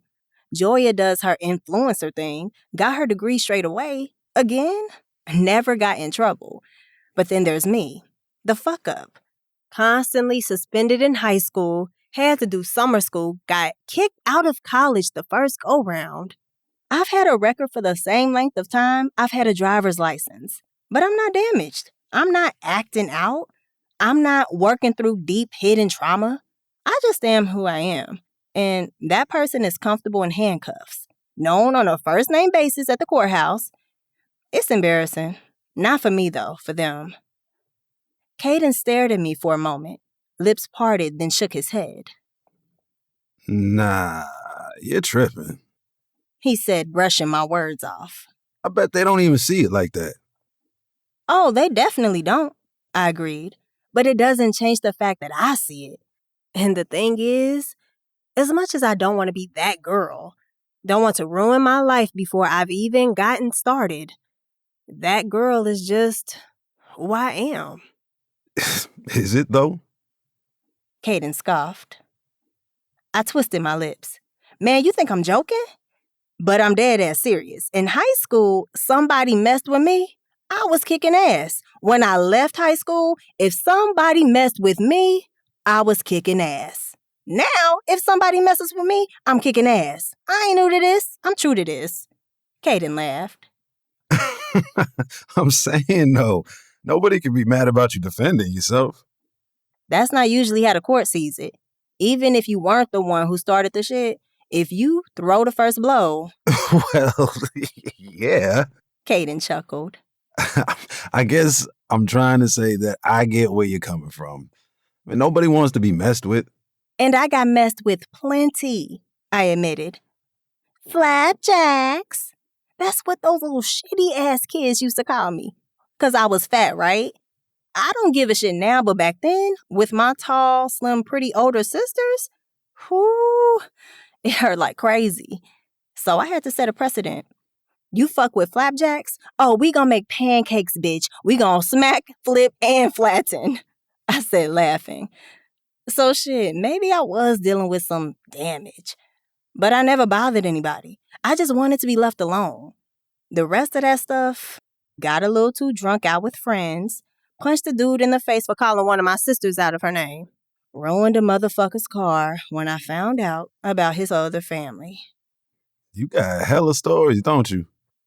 He asked, and I nodded. Yep, I've had a colorful life, and now, I don't know, I'm just ready to settle into one specific palette, a calm palette. Really? He asked, brows lifted. I can't imagine that at all. And not that it's up to me, but I can't understand why you want that. You're right. It's not up to you. I didn't want my private thoughts and desires challenged. I wanted him to shut up. And he did. But he didn't leave. He sat there staring at me with this knowing smirk that made me want to squirm. What's so confusing about me wanting something different for my life? I asked, letting curiosity get the best of me. Why is not wanting to go to jail something to question? That's not the questionable part. He answered immediately, like he'd just been waiting on me. Limiting your colors. That's the part I don't get. That kaleidoscope is what makes you Jacqueline. It's what I was supposed to be keeping my ass away from. Wait a minute. Excuse me? I said, hooking my foot around the arm of the chair to roll him directly in front of me. You're supposed to be keeping your ass away from me? 'Cause Auntie said so? He chuckled. Nah, 'cause I said so. Why? Because I have a definite type, which hasn't been healthy for me in the past. I planted my hands on either side of me on the desk and leaned forward. And what type is that? Pretty ass, thick women with bold personalities and attitude problems. I narrowed my eyes, thinking about it for a second before I nodded. That's an accurate description of me. I'll accept it. After you tell me about the big fine who hurt you and made you decide the rest of us were trouble. It wasn't like that. He laughed. More like lack of self-control. Superior officers, professors, wives, court reporters, whatever. If I met her and I wanted her and she wanted me, it was a done deal. Consequences be damned. All the drama that came with it was part of the package. Oh, you weren't calculating trouble factors. I mused. I certainly wasn't. Got in some shit, too. I've got fun memories and all, but that lifestyle of fucking whoever you want, whenever you want, some people can do that for the rest of their lives. But personally, I just want to be solid. No police at the door, no grade tampering, no threatening to put you on toilet duty, no suspicious cars following you home. Oh, damn, I laughed. You were like for real about the drama. Yeah. He shook his head. You have to remember, Jacqueline, I'm 34. I've been around longer than you. Time to get further around the block and make mistakes of my own. Right, time to decide you wanted to be solid. But when I said I wanted to change my ways, he scoffed. Nah, it's not the same thing, though. You want to be a better person, make better decisions, by all means, do that. But from the outside looking in, and admittedly not having known you long, I think you've already done the work with that shit. Before this thing with your ex, when was the last time you'd been in trouble? Years. My aunt, Jason's mom, when she died, she left money for all the kids, like a chunk of money. Mine was in a trust, since I wasn't 25 yet, but my parents could access it for me. I'd already fucked over college the first time, and I had no idea what I was going to do with my life. So I traveled a bit, went to see Blackwood. There was a dreamery there. The owner happened to be on site, so I spent time talking with her. And by the time I got back to Blakewood, plans were already in motion to open a fourth dreamery location. This one. Kaden smiled. So you just bought an ice cream franchise? Yep, I nodded, returning his smile. My Aunt Priscilla was like a second mom, and I wanted to do something that would make her proud. I decided right then that the fighting and all that shit, it had to be over. I had to grow up. I wanted to be successful with my business and finish school and have a family. I wanted to be solid too. And then Victor happened. I pushed out a deep sigh, dropping my gaze to the floral swirls of the fabric across my lap. As much as I hate to defend your actions that night, Kaden started, drawing my gaze to his face. Since they did result in me having a black eye, you can't let that make you feel like you're going backward. Should you have fucked up his car? Of course not. But that was some heavy shit. You lived with that dude. And to find out what he had going on behind your back, shit, I would have snapped too. You had a moment, for sure, but that moment doesn't negate the years you spent rebuilding your life. I scoffed. Then why does it feel like it?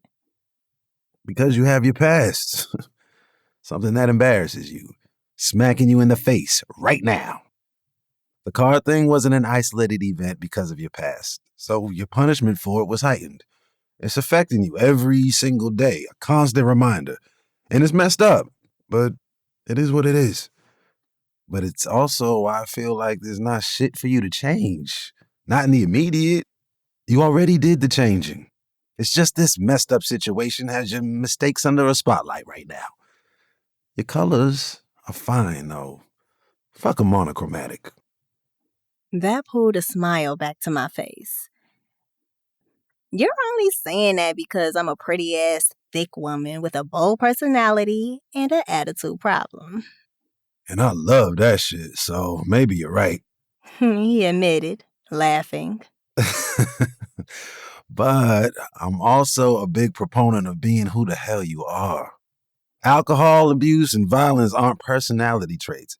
I had to learn that from experience myself. So yeah, that shit can be dropped. But everything else, people can embrace you or they can move on. Listen to your Kaden fix my life face ass.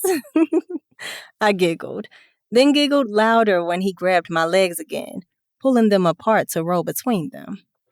That your way of telling me you think I'm wise? He asked, letting my feet rest in the space on either side of his hips and propping his elbows on my knees. Completely casual, like this was a thing we did. Like this was our thing. With your face this close to my pussy, I'll call you anything you want me to call you, I said, hiking an eyebrow at him. Those words made him smirk, and he lifted his hands to my thighs, pushing the fabric of my dress up. Is that an invitation? One where you might want to consider the fact that this cookie has been baking all day before you accept it. His face balled in confusion for a second, before understanding relaxed his features, and he laughed. Instead of backing off, he reached under my dress, hooking the side of my panties as he met my gaze. Lift up. I did, without a single second of hesitation, with my hands gripping the lip of the desk and my feet still planted in the chair with him.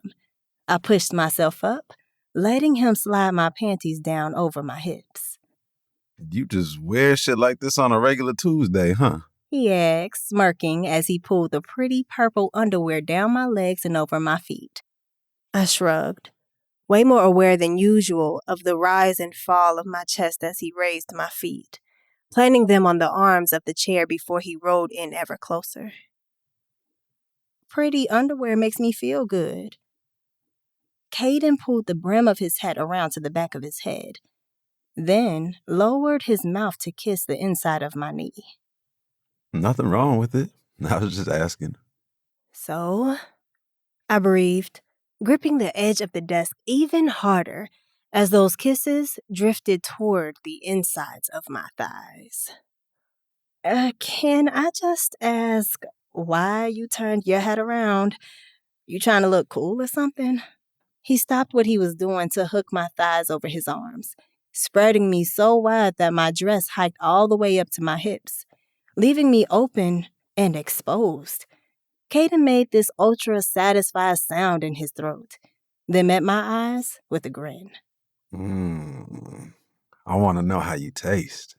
I turned my hat around because I don't need anything getting in the way. I didn't have time to respond before his mouth was on me. Holy shit.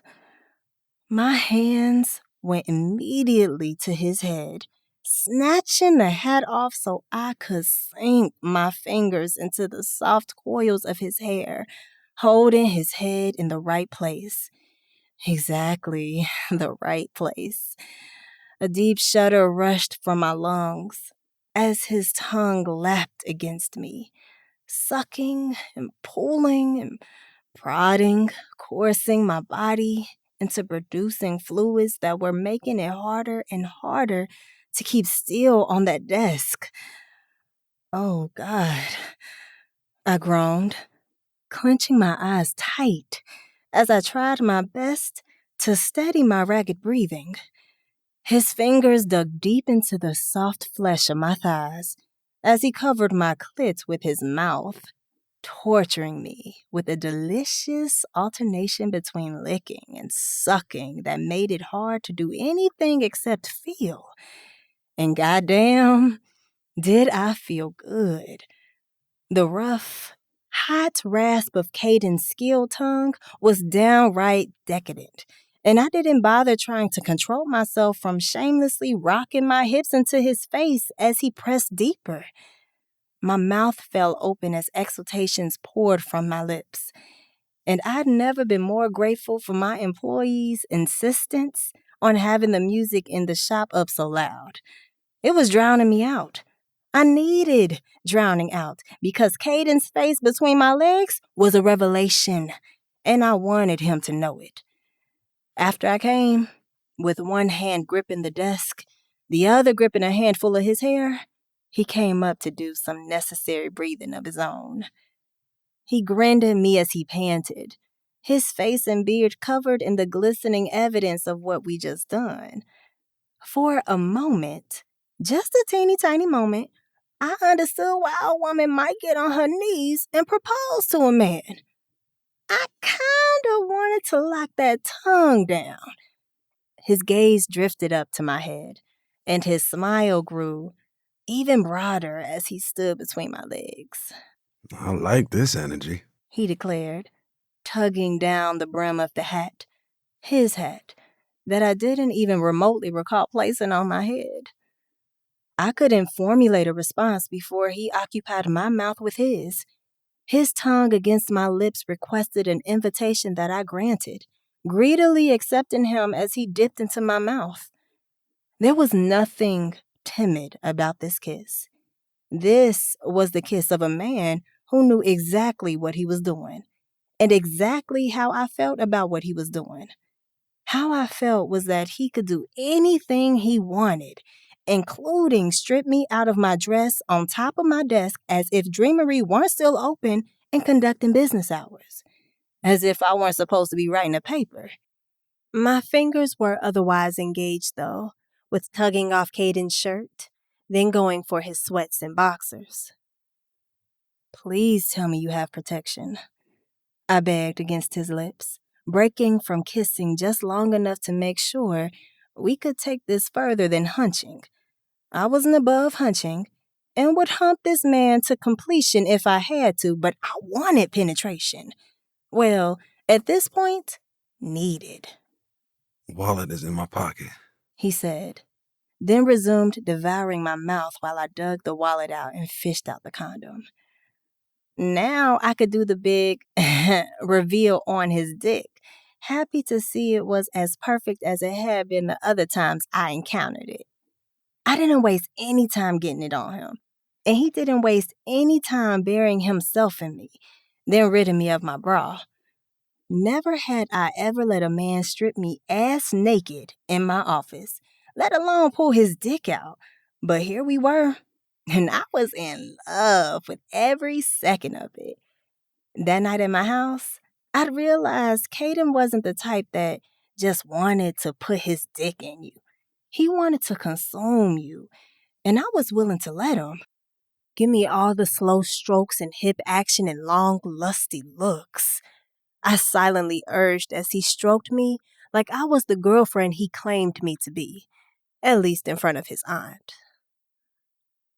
I hooked my legs around his waist, opening myself up more and simultaneously keeping him close as his hands cupped and squeezed my breasts, teased my nipples. He dropped his mouth to my neck, sucking and biting as his hips moved to meet mine. My eyelids fluttered open and I met someone's gaze. My own. Through the mirror on the wall. I pushed out a relieved sigh that Kaden was too focused to even notice. He was too busy doing something with his tongue and teeth that felt amazing, but would undoubtedly leave a mark. It was fine. I took in my reflection, haphazard, locks under his hat, glasses askew, glowing with sweat, mouth hanging open in pleasure, while I got fucked in my office. Completely unexpected. And Totally fine. Totally perfect, actually. So, of course, someone knocked on the door. Go away, I called, not even caring that I sounded like what was happening. I needed the relief of the stress from today. Hell, from the last few months. And I had every intention of taking every piece of it. Every stroke. 9. Kaden. Wake up, punk. Okay, so maybe what actually came out of Miss Thing's mouth was meow. But I spent enough time around animals to gauge what that shit really meant. Waking up to a cat on my chest, an actual cat, not the cutesy nickname of what I'd have gladly welcomed first thing in the morning, was a clear intimidation tactic. And I was no fool.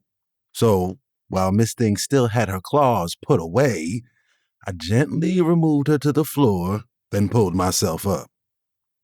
Jacqueline wasn't in the bed. It only took a quick peek into her main living space to find her, though, passed out at her kitchen counter with her laptop still open. There was a message up on her screen that made me approach, peering at the words, a confirmation message that she'd properly submitted whatever the assignment had been, presumably right before she passed out. I couldn't help myself from grinning over how peaceful she looked, glasses still on, full lips slightly parted, locks hanging halfway over her face. She was in just a t-shirt, most likely with nothing underneath, considering the circumstances behind me being here at all. A middle-of-the-night text demanding I come through as her personal stress relief. A text I'd eagerly answered because that was where I wanted to be anyway. Fuck the games. I was too old for it. A quick glance at the time told me it was just past 5 in the morning. Good timing for me to head back to my own place and get ready for the day before I headed to the clinic. From our conversation last night, I knew Jacqueline didn't have anywhere to be until a 10 o'clock class. I didn't want to wake her. But I had to leave, which meant it was necessary. I tried to do it as gently as I could, but she still popped awake like something was on fire, eyes wide as she took in her surroundings. What time is it? She asked, groggy, as she straightened up, fixing her glasses on her face to check her computer. Like 5:20, I told her. You should go get into bed. I need to check my answers first. I don't even remember submitting this. She stifled a yawn, then squinted at the computer. I grabbed her hand. You know that'll still be there after you get a couple more hours of sleep, right? You're obviously exhausted. She shook her head. I'm good. Seriously. She insisted. I have to check this, and then I have paperwork and stuff for Dreamery that I have to do before class. And then I have a shift at the clinic this afternoon. Not today. Tonight is the ball. Remember? Today is the first of your 2 weeks off. 3 weeks off? She corrected with a raised finger. Don't play with me. I grinned. Just making sure you're actually awake. You do know what day it is, right? It's Friday, She said, rolling her eyes. I got my afternoons mixed up. I'm a busy woman, remember? Yeah, I do, which is why I want you to understand. You don't have to do this. If you'd rather catch up on sleep or work, she scoffed. And deny the public a chance to see me in my fly-ass dress? Are you crazy? I'm just saying. Just keep that nonsense to yourself. And make sure you're here to pick me up on time. You are still picking me up, right? Of course, I agreed. For now, though, I gotta throw my clothes on and get out of here so I can get to the clinic. So that's why you woke me up.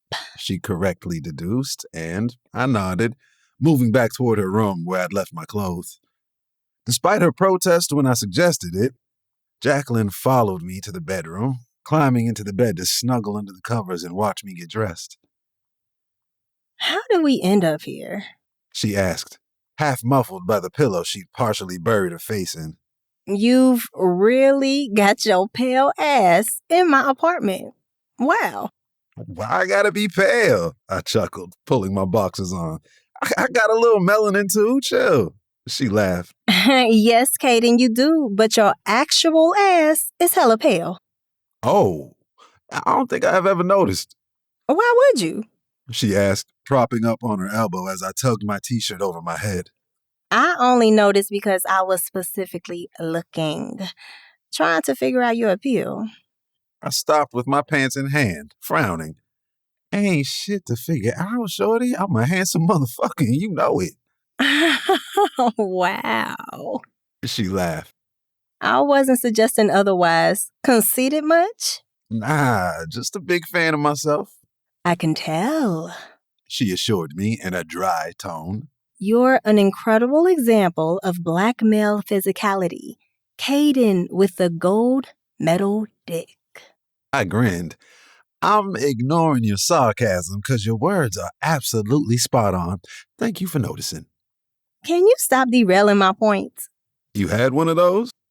I ducked the pillow she launched in my direction, then laughed as I pulled my pants back on. Anyway, She said. I still want to know how the hell we got here to DOD. I raised an eyebrow. DOD? I asked, dropping into the chair in the corner to don my shoes. Dick on demand, net dicks, diggers on prime. She explained with a distinct air of... Duh. I shook my head. Your mind, Is amazing. I know. she said, beaming at me from her perch in the middle of the bed. That ain't the word I was looking for, but we'll go with that. I chuckled. But to answer your question, in my humble opinion, we got here by being adults. We each have something the other wants. We admitted it, and now we both benefit. What's the problem? She shrugged. I guess there isn't one. I guess. You guess? It's not weird to you? That black eye I gave you was only like a month and a half ago. Yet, we fucked several times, and I'm going to pretend to be your girlfriend at an alumni event tonight. And?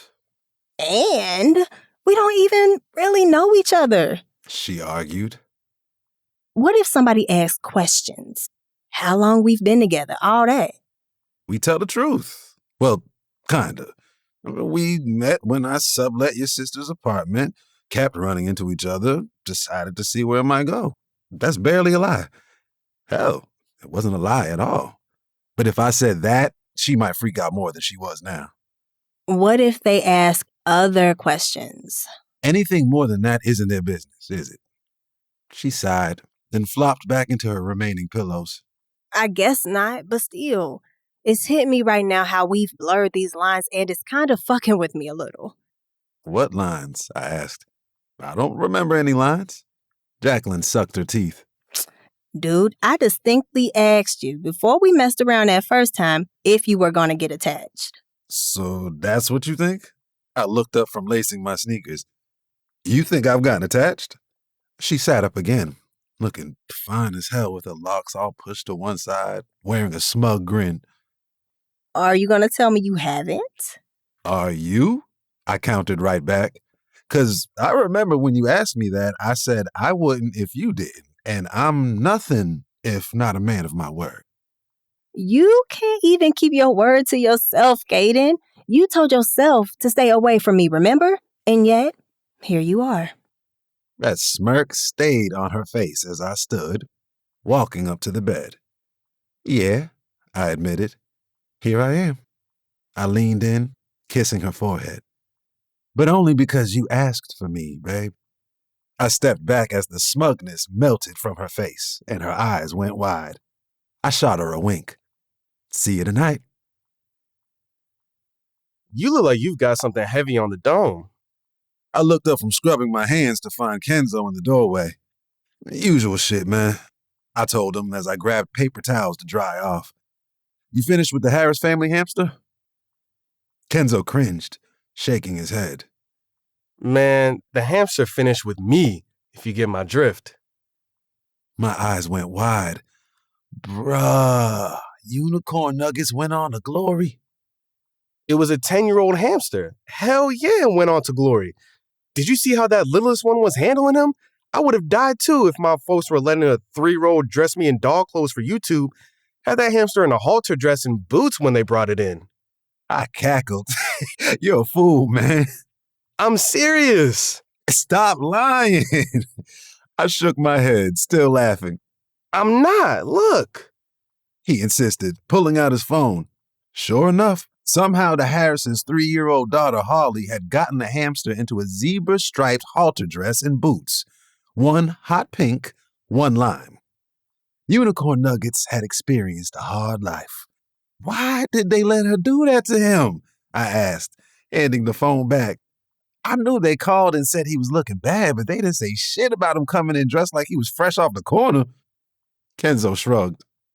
I don't know, man, but the oldest daughter was steaming mad when I came out to let them know. Smacked their sister right in the head. Everybody screaming. I shook my head. I have never been so glad to be on neuter duty, I told him. Better you have to deal with that bullshit than me. That's jacked up. Kenzo laughed. But speaking of bullshit, check this out. Shaw went out on a date. I raised my eyebrows, waiting to hear the bullshit. When he didn't say anything else, though, I frowned. What's wrong with that? She's attractive, smart, funny. Why are you surprised? Kenzo groaned as he leaned against the shelf that housed the gloves and other sterilized gear. I don't know, I guess I thought she would... Wait on you? I asked, and got a nice shock when his dumbass said, Yeah, a little. No, I insisted. No. Nah, I added for emphasis. That shit is over and done. These women aren't hanging around waiting on your ass to figure out if you want them anymore. I told you to go ahead and make that move. Don't be salty now. Nah, I'm high sodium as hell right now. Kenzo countered. I was just waiting on the perfect time. This feels like a betrayal. You've got to be kidding me. A female voice sounded, and both of our eyes went wide as Shar stepped in through the open door, arms crossed. Her eyes were full of fire. But lucky for me, she pointed that anger straight at Kenzo. I took a couple of steps back and subtly pulled my phone out. You weren't waiting for the perfect time, Kenzo. You were putting me on hold because you thought I'd wait while you played around, but guess what? I won't. I wasn't playing. Ken argued. Seriously, I didn't want to take it there until I was sure. So you expected me to sit around and twiddle my thumbs? I've done everything short of directly handing you my panties, and you always play it off. So yeah, I'm going to date. A lot. And I'm going to stop thinking about you. Kenzo grabbed Shar by the arm as she turned to leave, stopping her. Hold up. You're saying I don't even have a chance now? Why should you? Because of this. Hell, my eyes went wide when he grabbed her by the face to kiss her. And not a peck, either. Homeboy went all the way in. And I was trapped in the corner, afraid to interrupt their moment. When they pulled away from each other, Shar squared her shoulders and cleared her throat. Fine. She told him. One date. And you'd better make it count.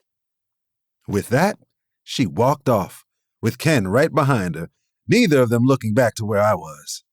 Grinning, I shook my head and stopped the video, sending it to Jacqueline along with the words, "Your influence." For as long as I'd known Shar, I'd never known her to be bold like that. Jacqueline had been in her ear. I was still chuckling about that whole thing by the time I made it back to my office to go through my paperwork for the day. I'd spent the whole morning preventing unwanted reproduction. And now I had to do the other part, so that we weren't putting too much on Shar. Since I was taking away her help for 3 weeks due to my deal with Jacqueline, it was only right that I took as much as I could off her plate. You didn't have to be so quick to tell on me, you know. An immediate grin came to my face as Shar stepped into the office, arms crossed. I'm guessing that means Jacqueline hit you up, I said, and she nodded. I wasn't telling on you, though. I was bragging.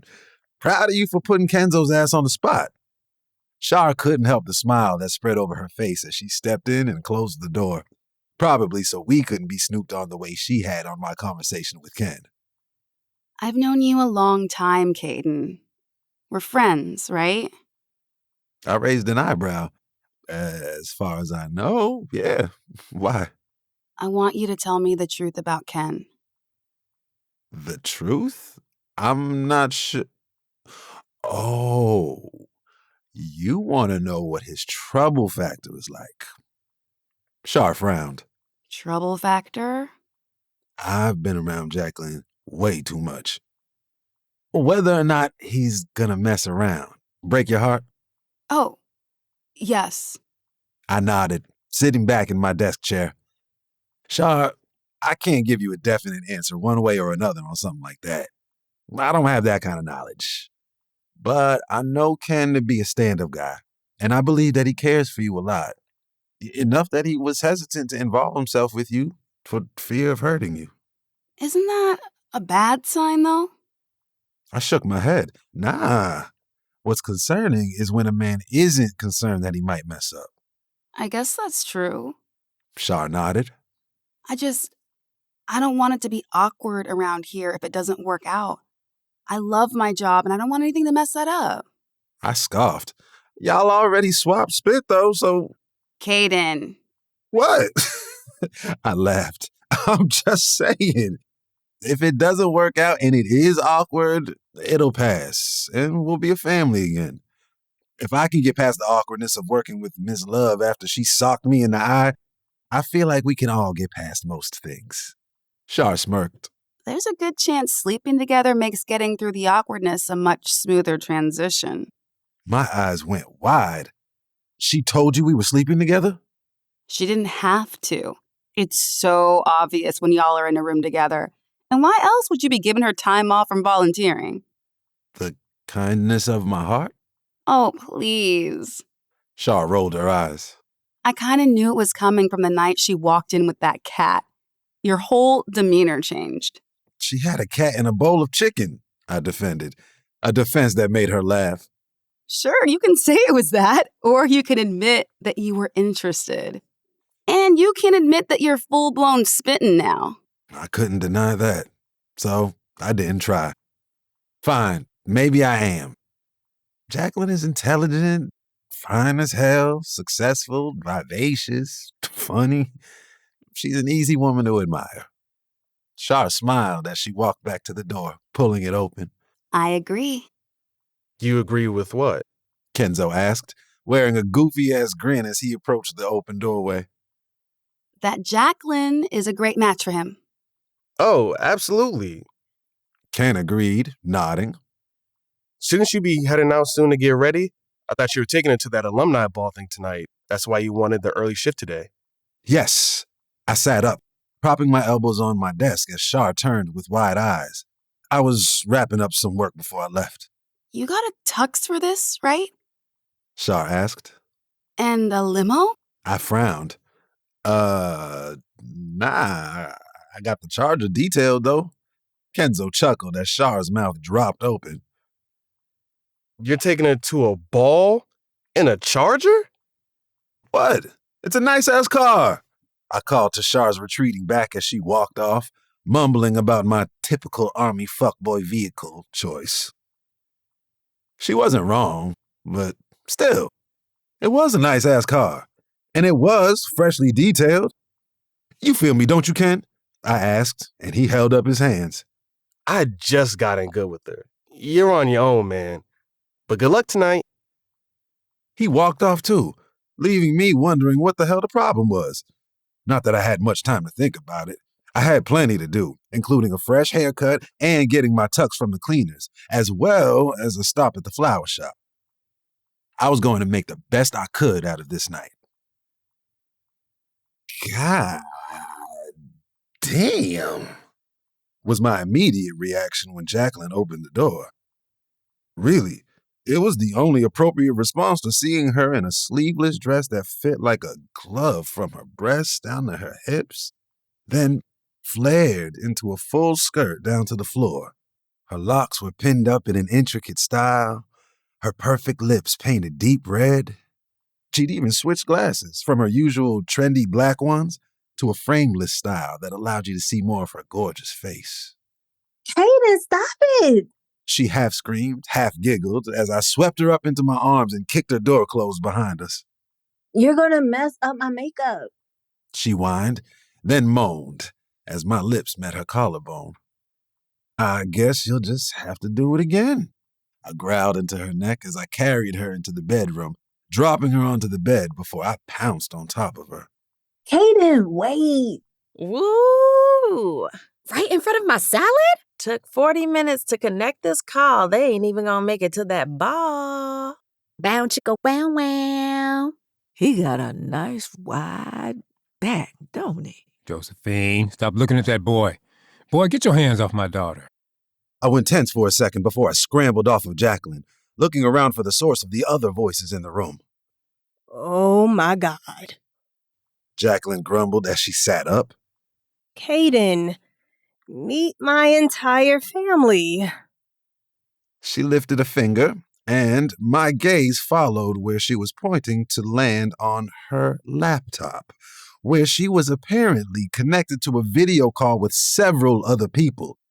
I recognized Gemma and assumed the other young woman must be their middle sister, Joya. In a different screen was an older couple, a scowling man I assumed was her father, and a smiling woman who looked too much like Jacqueline to not be her mother. Hi, Kaden. The women chimed, and I scrubbed a hand over the freshly faded side of my head. Hey, ladies, I greeted with a little wave.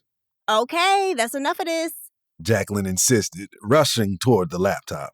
You've seen the dress and everything, which cost me near an hour, and now I gotta go. Don't forget the towel. One of her sisters called out as Jacqueline slammed the top closed on the laptop. Well, that was lovely. Jacqueline said, pulling in, then pushing out a deep breath through her nose. My bad, I told her, stepping closer so I could grab her hand. You just look so good. I couldn't help myself. I do look good, don't I? Beyond. I leaned down to press a kiss just below her ear, respecting her wish to not have her makeup disturbed. Let's go ahead and get out of here. Sooner we show our faces, the sooner we can leave, and I can mess this up without you getting mad at me. Deal? She smiled. Deal. The car's waiting downstairs? My car is waiting downstairs. That beautiful smile melted off her face. Nigga, I know you aren't taking me to the ball in that Charger. Okay. Maybe I should have thought it through a little more. Because I didn't have any choice other than to take the good-natured roasting that filled the whole trip there in stride.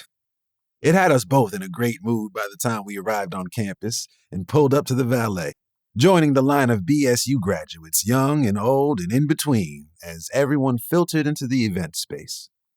For a good minute, we were having a nice time. Jacqueline and I both ran into professors we'd had and enjoyed, along with some classmates. It was fun catching up with everybody, and my mood was shifting from get this shit over with to damn, I'm glad we came. And then Aunt Callie walked up, with Deidre on her arm. Visually, I could never, ever front on Deidre. She was fine as hell. It was too bad that fineness came with the wrong kind of drama. Kaden, I see you made it. Aunt Callie greeted me with a smile and her standard kiss on the cheek. Her gaze flitted to Jacqueline, long enough for her displeasure to be clear before she smiled again and turned to Deirdre. Of course you remember the lovely Dee Dee, she said, prompting Deirdre to pull me into a hug that was too tight and lingered too long. I practically had to pry her ass off me. Of course, I agreed, frowning as I straightened my jacket. And I know you remember Jacqueline, I said, putting an arm around her waist to pull her into my side. My beautiful date? Aunt Callie hiked her chin. Right. I scarcely recognized you outside the courtroom, dear. Oh! Deidre exclaimed in that fake-ass chipper voice of hers that grated my nerves. She reserved it for public use. Is this the delinquent you told me about? Beside me, Jacqueline stiffened. Bitch, I'm only letting Judge Freeman's fermented ass slide because I don't want to give her a stroke. But you? I squeezed her, bending to whisper for only her to hear. Chill, please. She blew out a sigh. You just be glad I'm committed to not catching another charge. How horribly rude. Aunt Callie declared, as if she wasn't the one who started this shit. A fact I was about to bring up when she grabbed Deidre to walk away. I see someone I need to speak to. She had to have known I wasn't about to let that shit go, from the way she rushed off with Deidre in tow. I'm sorry about that, I told Jack, shaking my head as they left. She shrugged. Not your fault she's an asshole. I just want her to stay the hell away from me. The rights are over there, though. Jack added, pointing in the direction opposite of where my aunt and Deidre had gone. Let's go say hi. We did more than say hi. We ended up spending the next half hour posted up with them, and I was glad for it. That run-in could have ruined the night. But the Wrights were Jacqueline's family. If she couldn't be comfortable around anybody else, she could be comfortable around them. Unfortunately, we couldn't keep them to ourselves. Most of the Wrights were considered distinguished Lakewood alums themselves, so there were others in the room who wanted FaceTime with them. It wasn't until we were away from that bubble of familiarity that we both realized the same messed up thing. Kaden, am I imagining shit, or does it seem like there's a lot of people looking at me? She wasn't imagining it. All it took was a glance to where my Aunt Callista and Deirdre were standing off to the side, wearing smug grins and sipping champagne to confirm it. Hell nah. I heard Jacqueline mumble, and before I could stop her, she was off, walking right up to where they were standing. What the hell is your problem? She demanded, just as I joined her side. Do you see?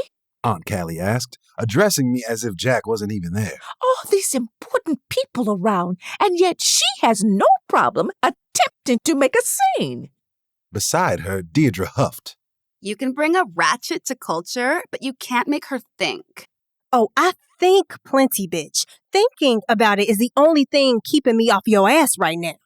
Jacqueline snapped as I hooked her again, hoping that if she did decide to swing on Deirdre, I could intervene. She doesn't belong here. Aunt Callie sang, pulling an even deeper frown to my face. Auntie, cut the bullshit, okay? I responded. At the same time, Jacqueline spoke up for herself, too. I belong here as much as anybody else. I'm a Blakewood student, too. Soon to be alumni. And I own a successful business in this community. My sisters went here. My parents went here. My cousins went here. My ancestors went here, maybe even further back than you. And I bet they will be completely disgusted with you treating people like you're better than they are. We just call it like we see it. Deirdre sneered. Man, shut your ass up, I snapped, hauling Jacqueline backward when I felt her pulling against my hold around her waist. You're always up my auntie's ass trying to be her clone. Take a breather. Deirdre reeled back like I smacked her. But my concern for Jack weighed a hell of a lot more than that girl's hurt feelings. Hey, I said, keeping my voice low for just her, since a bit of a crowd had gathered.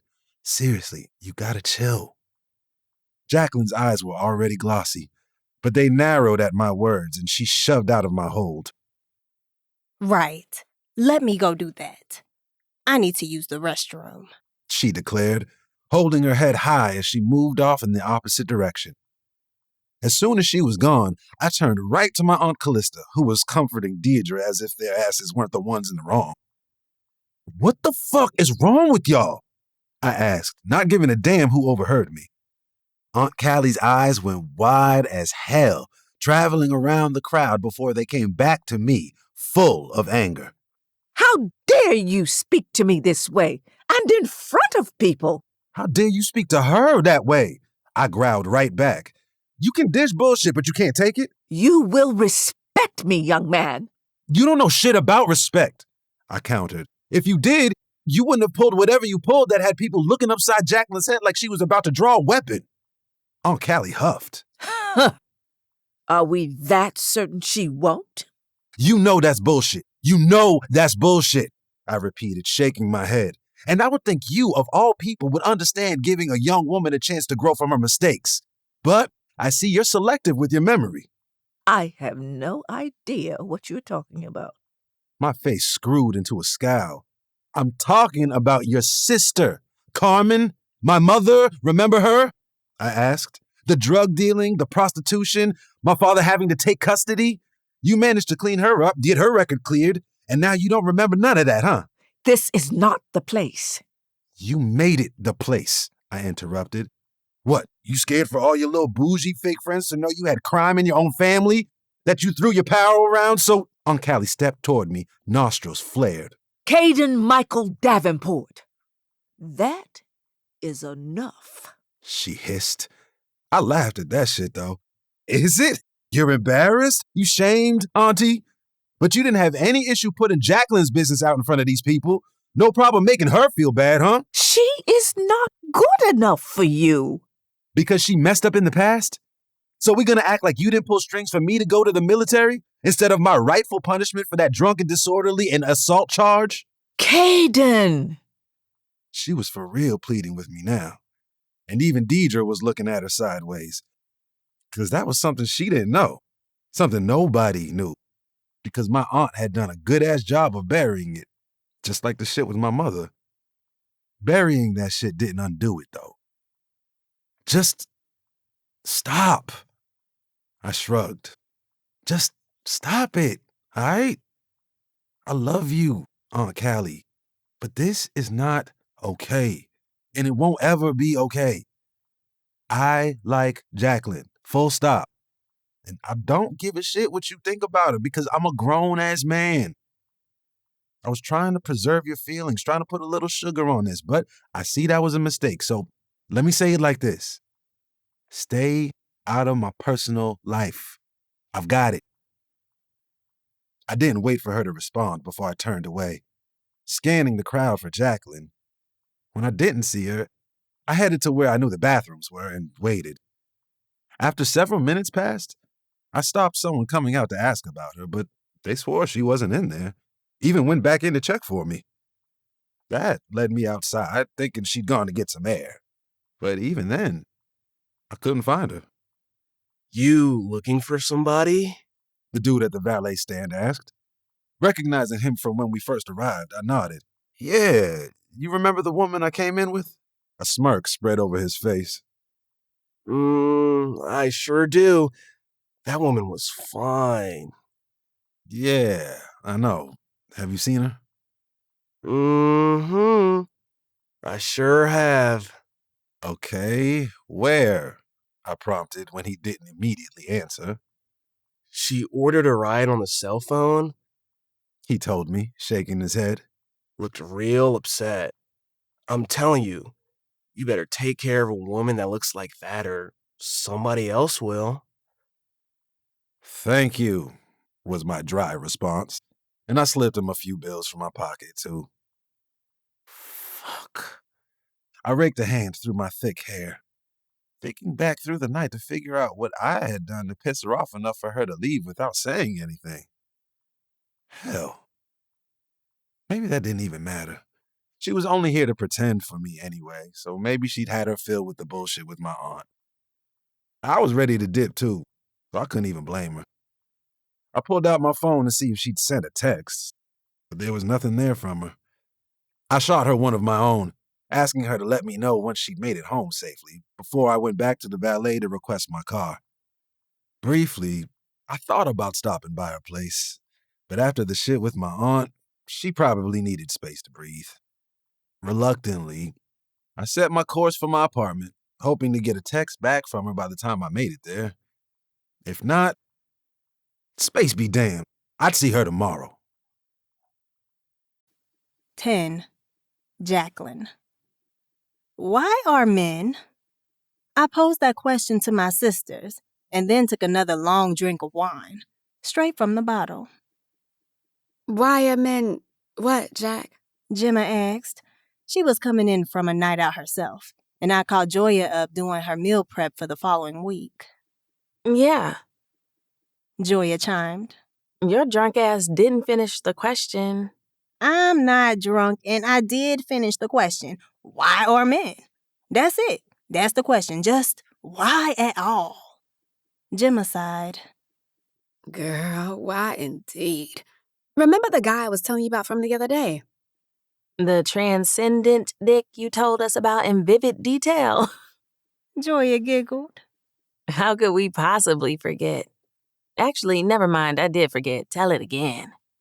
Well, I would if I wasn't feeling some kind of way about his ass dropping off the map without bothering to say goodbye. I woke up and his ass was gone. And I'm in Havana, so it's not like I might even run into him again. He's not from here either. Joya sucked her teeth. Sounds like a perfect affair. Assuming, of course, that he didn't take or leave anything you can't get rid of when he went. Oh, that's not an issue. Can't be a hoe in every international country code without precautions. Don't tell me you caught feelings for this one, I interjected. For him? No. For his sex? Maybe. That set off a round of laughter between the three of us, because we'd all been there, unfortunately. Well, at least you've got good memories from your latest Why Are Men encounter. Joya spoke up. I, on the other hand, have Theodore Graham in my inbox talking about a collab. Nigga, collab my cheeks and kiss. Ugh. Under my breath, I snickered, and from the silence on the phone line, I had every reason to suspect that Gemma was doing the same. Teddy was one of Joya's peers in the small circle of popular social media influencers in the growing Blakewood population. While Joya was more focused on women's health, beauty, fitness, and the like, Teddy was all about laughs, haircuts, and sneakers, with sports commentary thrown in. Oh, and he was Joya's first love. And first heartbreak. She couldn't stand his ass. It ain't funny, Joya declared, correctly surmising that we were laughing. he gets on my nerves. Gemma chuckled. I think you're still holding on to residual feelings for Teddy Grahams. Tuh. The cereal only, which he ruined for me, by the way. I scoffed. Oh, please, misfit bitch. I laughed. Your ass would be called dead with a box of cereal anyway. Don't be making sense in my face, Jacqueline. She countered, struggling to keep herself from laughing too, 'cause she knew it was true. Speaking of fitness, you should bring your ass back to the gym with me. There's a new boxing instructor. She sang. You mean to replace the one Jacqueline ran off? Gemma asked. He told me to give it everything I had. I defended myself. Not my fault he got his ass kicked. And Joya was the one who vlogged it. My bad. We all broke into laughter about that shit too. Okay, sis. Gemma spoke. You've told us all about Kaden's bitch aunt and Raggedy Deidre, who I think I might know, but that's a different conversation. When are you going to tell us what Kaden did? Joya scoffed. Not until she figures that part out herself. Oh, shut up, I said, even though she was right. I knew how I felt. I just hadn't yet figured out how to verbalize aloud to explain to my sisters. I just wished he'd been different. Not that he owed me different, when the only reason I was even at the ball with him was to make excuses for his aunt. A woman who had no issue telling me to my face that she didn't think I was good enough for Kaden. Which, no lie, those words hit different in the face of the fact that he and I were sleeping together. Nothing more. Hell, maybe Kaden didn't think I was good enough for him. All that calm down energy he had for me, while those other bitches were the ones creating the problem? I shouldn't have been surprised. Jack, listen. Fuck them if they can't see how incredibly dope you are, okay? Joya said. A hater bitch ain't never stopped the love story, and we're not about to let it now. You're fine as hell. You own a business, and you'll officially have a degree in a few weeks. You are still doing that, right? I sucked my teeth. Don't even play with me. My graduation application was in by the deadline. My regalia is ordered. My advisor is on board, approved everything. I'm definitely walking across the stage. But whether or not I actually get the degree, that relies on me not dropping the ball right here at the end. Which has to be a difficult balance. Gemma mused. You have a lot going on, especially with the addition of this community service mess. Yeah, I huffed. I was busy enough without it, and now I've barely felt like I had time to breathe. But it'll be over soon. You basically just have finals, right? Yes, papers on papers, all the papers, details this week, I said, closing my eyes. I didn't want to think about that. Well, we're here if you need us, Jack. You know that. Joya said. Gemma agreed. Whatever you need us to do. Just have your asses in the stands to watch me come across that stage. That wasn't in question anyway, and they made sure I knew that before we got off the phone. I knocked back the rest of my wine and tossed my cell onto my bedside table, fully ready to pass out asleep, until I heard the distinct rapping of a fist at my front door. It was way too late for unannounced visitors, but tipsy curiosity wouldn't allow me to simply ignore it. I fought my way out of bed and trudged to the door, rolling my eyes when I saw who was on the other side of the peephole. "What do you want?" I called through the closed door. To make sure you're okay. You're not answering your phone or replying to texts. Kaden answered. The sound of his voice, even muffled, cut right through my annoyance with him to latch onto the natural horniness that plagued me every time I drank. Shit. That's because I blocked your number. Blocked? Kaden called back, confused. What the hell did I do? Before I could stop myself or had any sort of plan, I'd unlocked the door and snatched it open. Nothing. That's what. Why those two bitches humiliated me, all your puppy healing ass did was tell me to chill.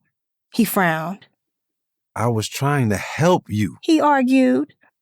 You're the one who was talking about wanting to change, not fighting and shit anymore, which is what they were trying to goad you into, so you get in trouble again, which is what you didn't want.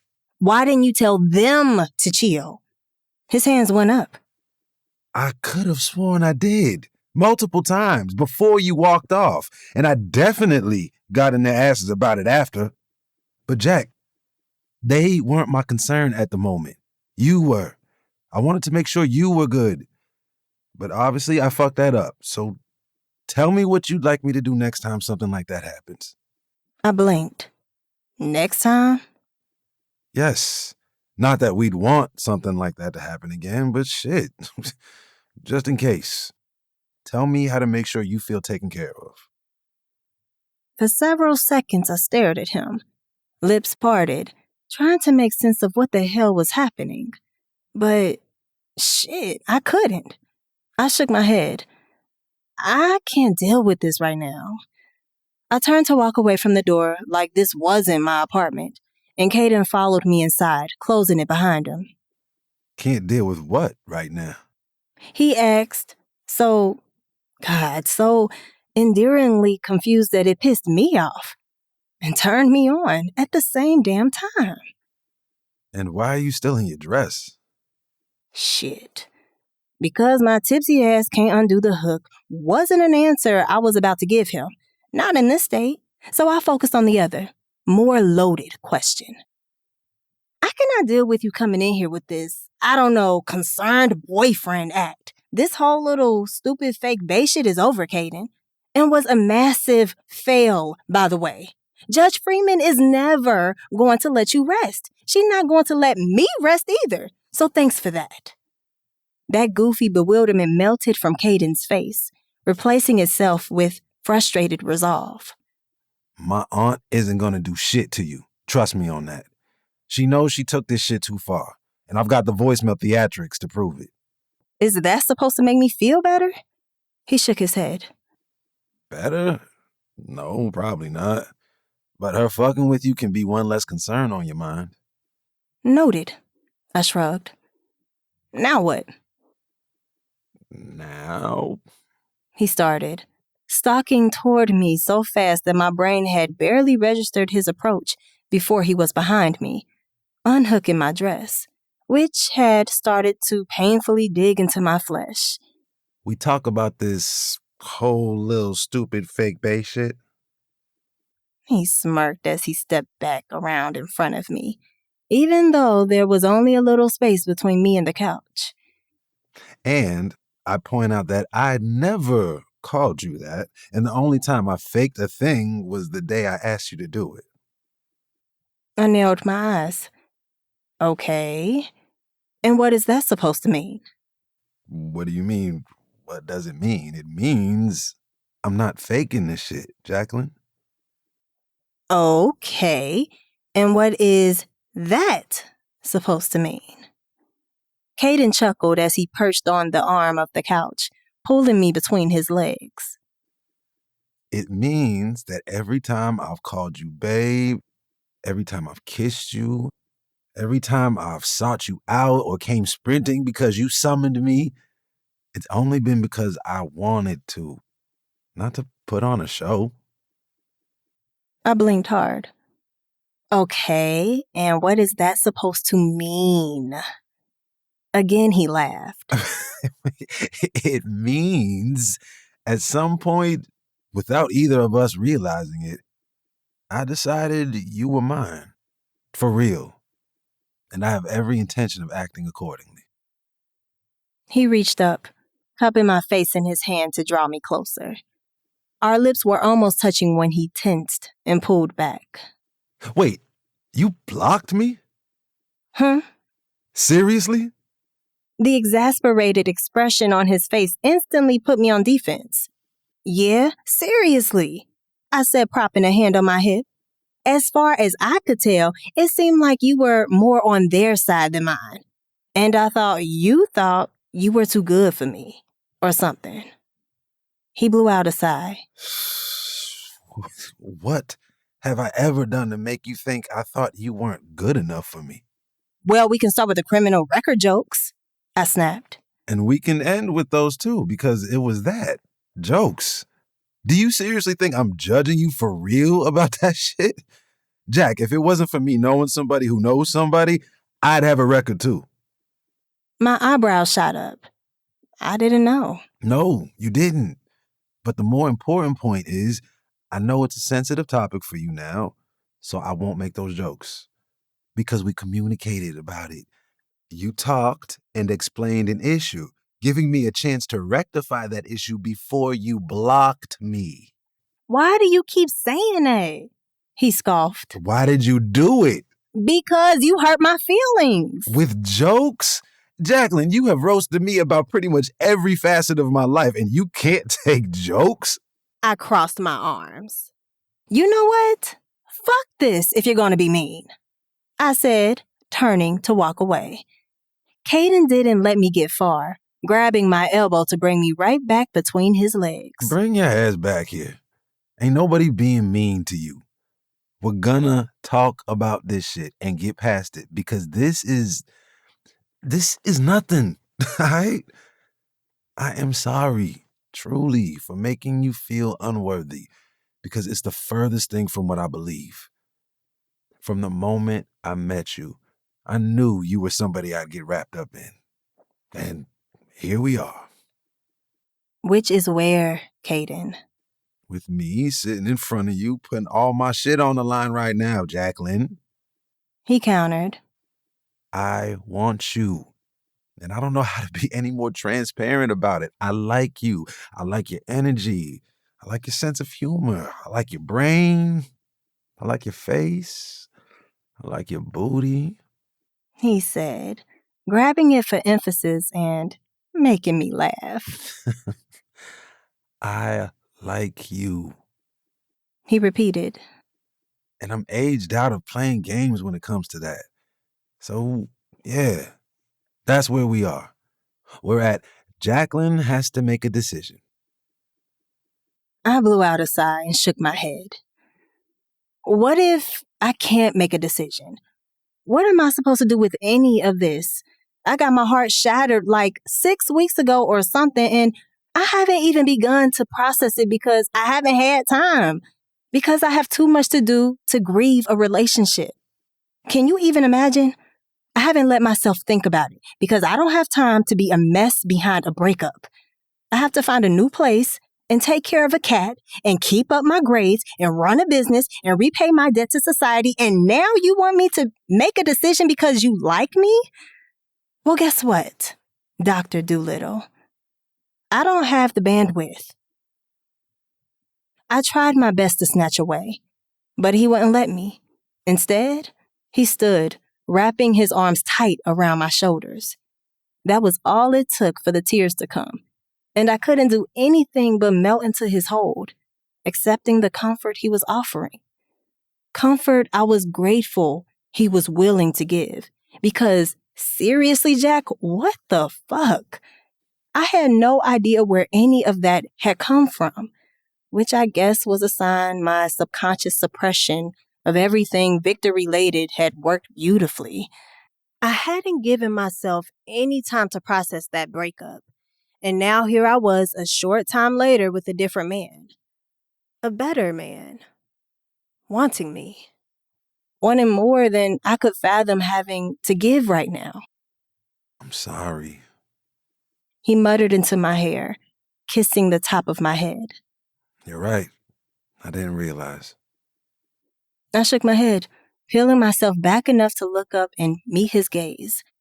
It's not your fault. You just happened to be here when it all came out. He raised his hands to my face, using his thumbs to wipe the moisture from my cheeks. Doesn't mean I can't be sorry for adding to the stress of it all. You've actually been a good stress relief these last few weeks. I appreciate it. Glad I could be of service to you. He pushed out a sigh and took a step back from me. I think it would be good if we didn't do that, though. What? I'm saying maybe we shouldn't see each other for a bit, you know? Give you time to finish school, get yourself settled, and we won't see you at the clinic until after you graduate. My chest tightened, and fresh tears pricked at my eyes. You're mad at me? No, He answered, shaking his head. no, Jacqueline, not at all. Then why are you doing this? Why are you saying this? You think I want this? I shrugged. Maybe so if it's not what you want. Why would you do it? Because it's what you need. He countered. What I heard from you is that you're stressed and overstimulated with everything going on. That you need peace. That you need time. So that's what I'm trying to give you. Okay, so why can't we do what we've been doing? I asked, trying not to sound as desperate as I felt. Kaden shook his head, giving me a smile. Because I want more than what we've been doing. If you don't, that's fine. We can go on about our lives. But if you're telling me you need time and space to make a decision, then let's do that. Let's do it the right way. This doesn't feel like the right way, I admitted. It doesn't feel good at all. It rarely does. Finally, he approached me again, taking my face in his hands. This time, he didn't pull back, instead granting me a kiss filled with a sweet sort of intensity I could hardly handle without bursting into tears. Again. Stop acting like I'm breaking up with you. He whispered against my lips. I'm giving you a break from me. Shut up, I whispered back. You're not making it better. Sorry. He kissed my forehead and let me go. It's a few weeks. A few weeks, and then we'll see what happens. I knew what was going to happen. He was going to walk out of here, and we'd never find our way back to the moment of possibility, where there might have been something between us.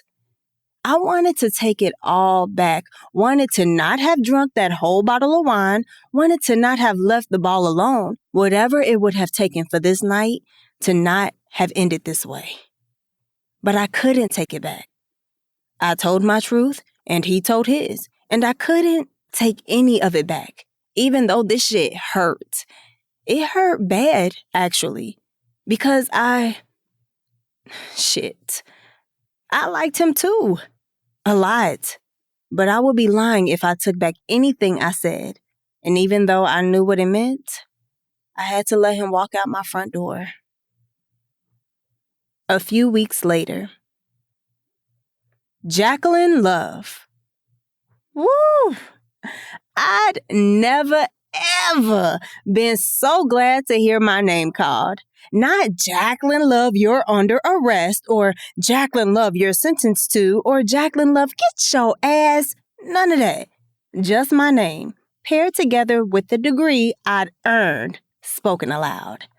I promised myself I wouldn't cry about it, but I broke that promise as soon as I heard the seemingly thunderous reaction of my family as BSU's president placed a symbolic diploma in my hand and moved my tassel from one side to the other.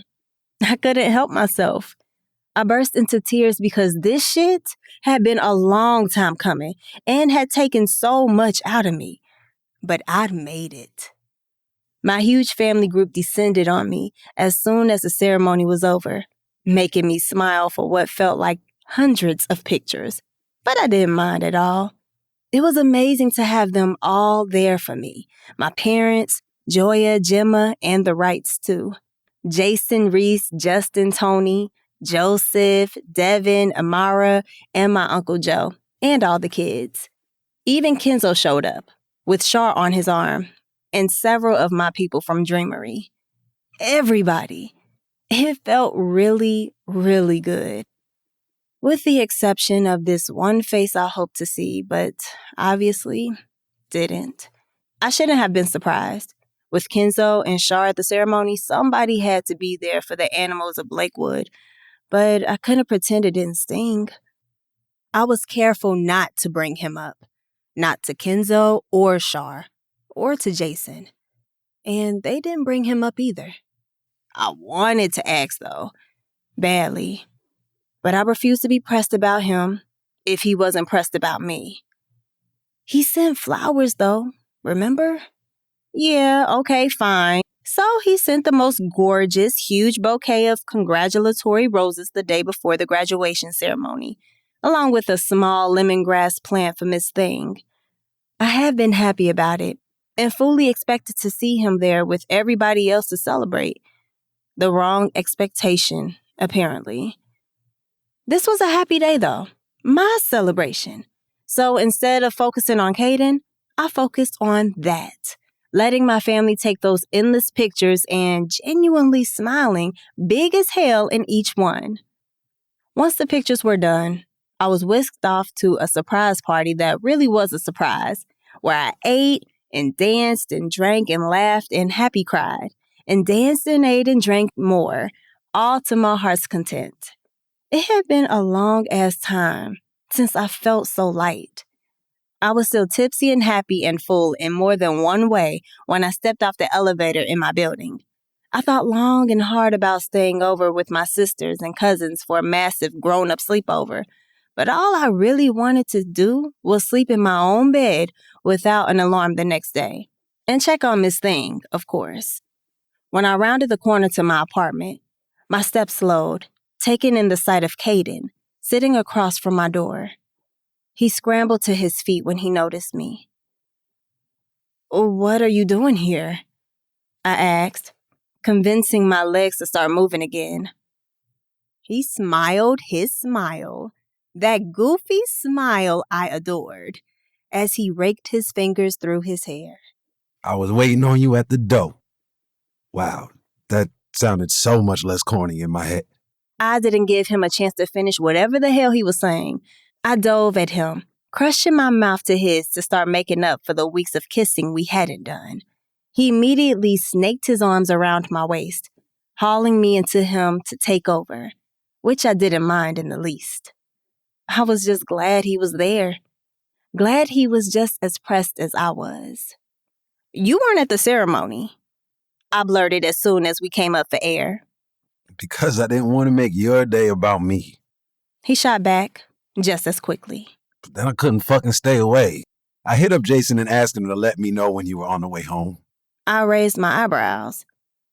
I didn't even know I was leaving until like 10 minutes ago. And you live about 10 minutes from here too. Oh, I never told you, did I? My middle name is Usain. It's not, I laughed. But I guess this means you still like me? Did you think I would stop? Duh. No. He chuckled. Now, I said I would wait until you were finished with school. You graduated. You're all glowing and happy and shit. You're feeling good. Don't break my heart, Miss Love. Like you broke mine? His eyes went wide. Don't tell me that. That fucked with me a lot. Same here. I nodded. But I'll admit, I did need time. More than I knew. But I came to a conclusion. I need you to not freak out about or give more weight than you should. Okay. Hit me. He said, looking me right in the eyes, ready for whatever I had to say. More ready to hear it than I was to say it, even though I'd been sitting with it long enough. I pushed out a sigh. I think I might love you, I admitted.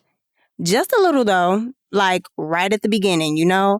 And I know it's stupid soon to say something like that, but it's just the truth. So if me being a weirdo and saying that isn't too much of a turnoff, then... Stop it. He interrupted, scooping me into his arms again. I had a little realization myself when I was doing everything I could to respect your space these last few weeks. And what realization was... Oh. Duh. Yeah. He laughed. I think I might love you too. The end. This has been I Think I Might Love You, Book 1 in the Love Sisters series, written by Christina C. Jones. Copyright 2019 by Christina C. Jones. Production copyright 2024 by Christina C. Jones. Produced by a Wesley Siobhan production. I Think I Might Need You, Book 2 in the Love Sisters series, written by Christina C. Jones. Performed by Ebony Flowers as Joya, Miles Washington as Teddy, and full cast including Madison C. Marie, Wesley Siobhan, Adi Frangonia, Soraya Banks, Copper, and Harold Surratt.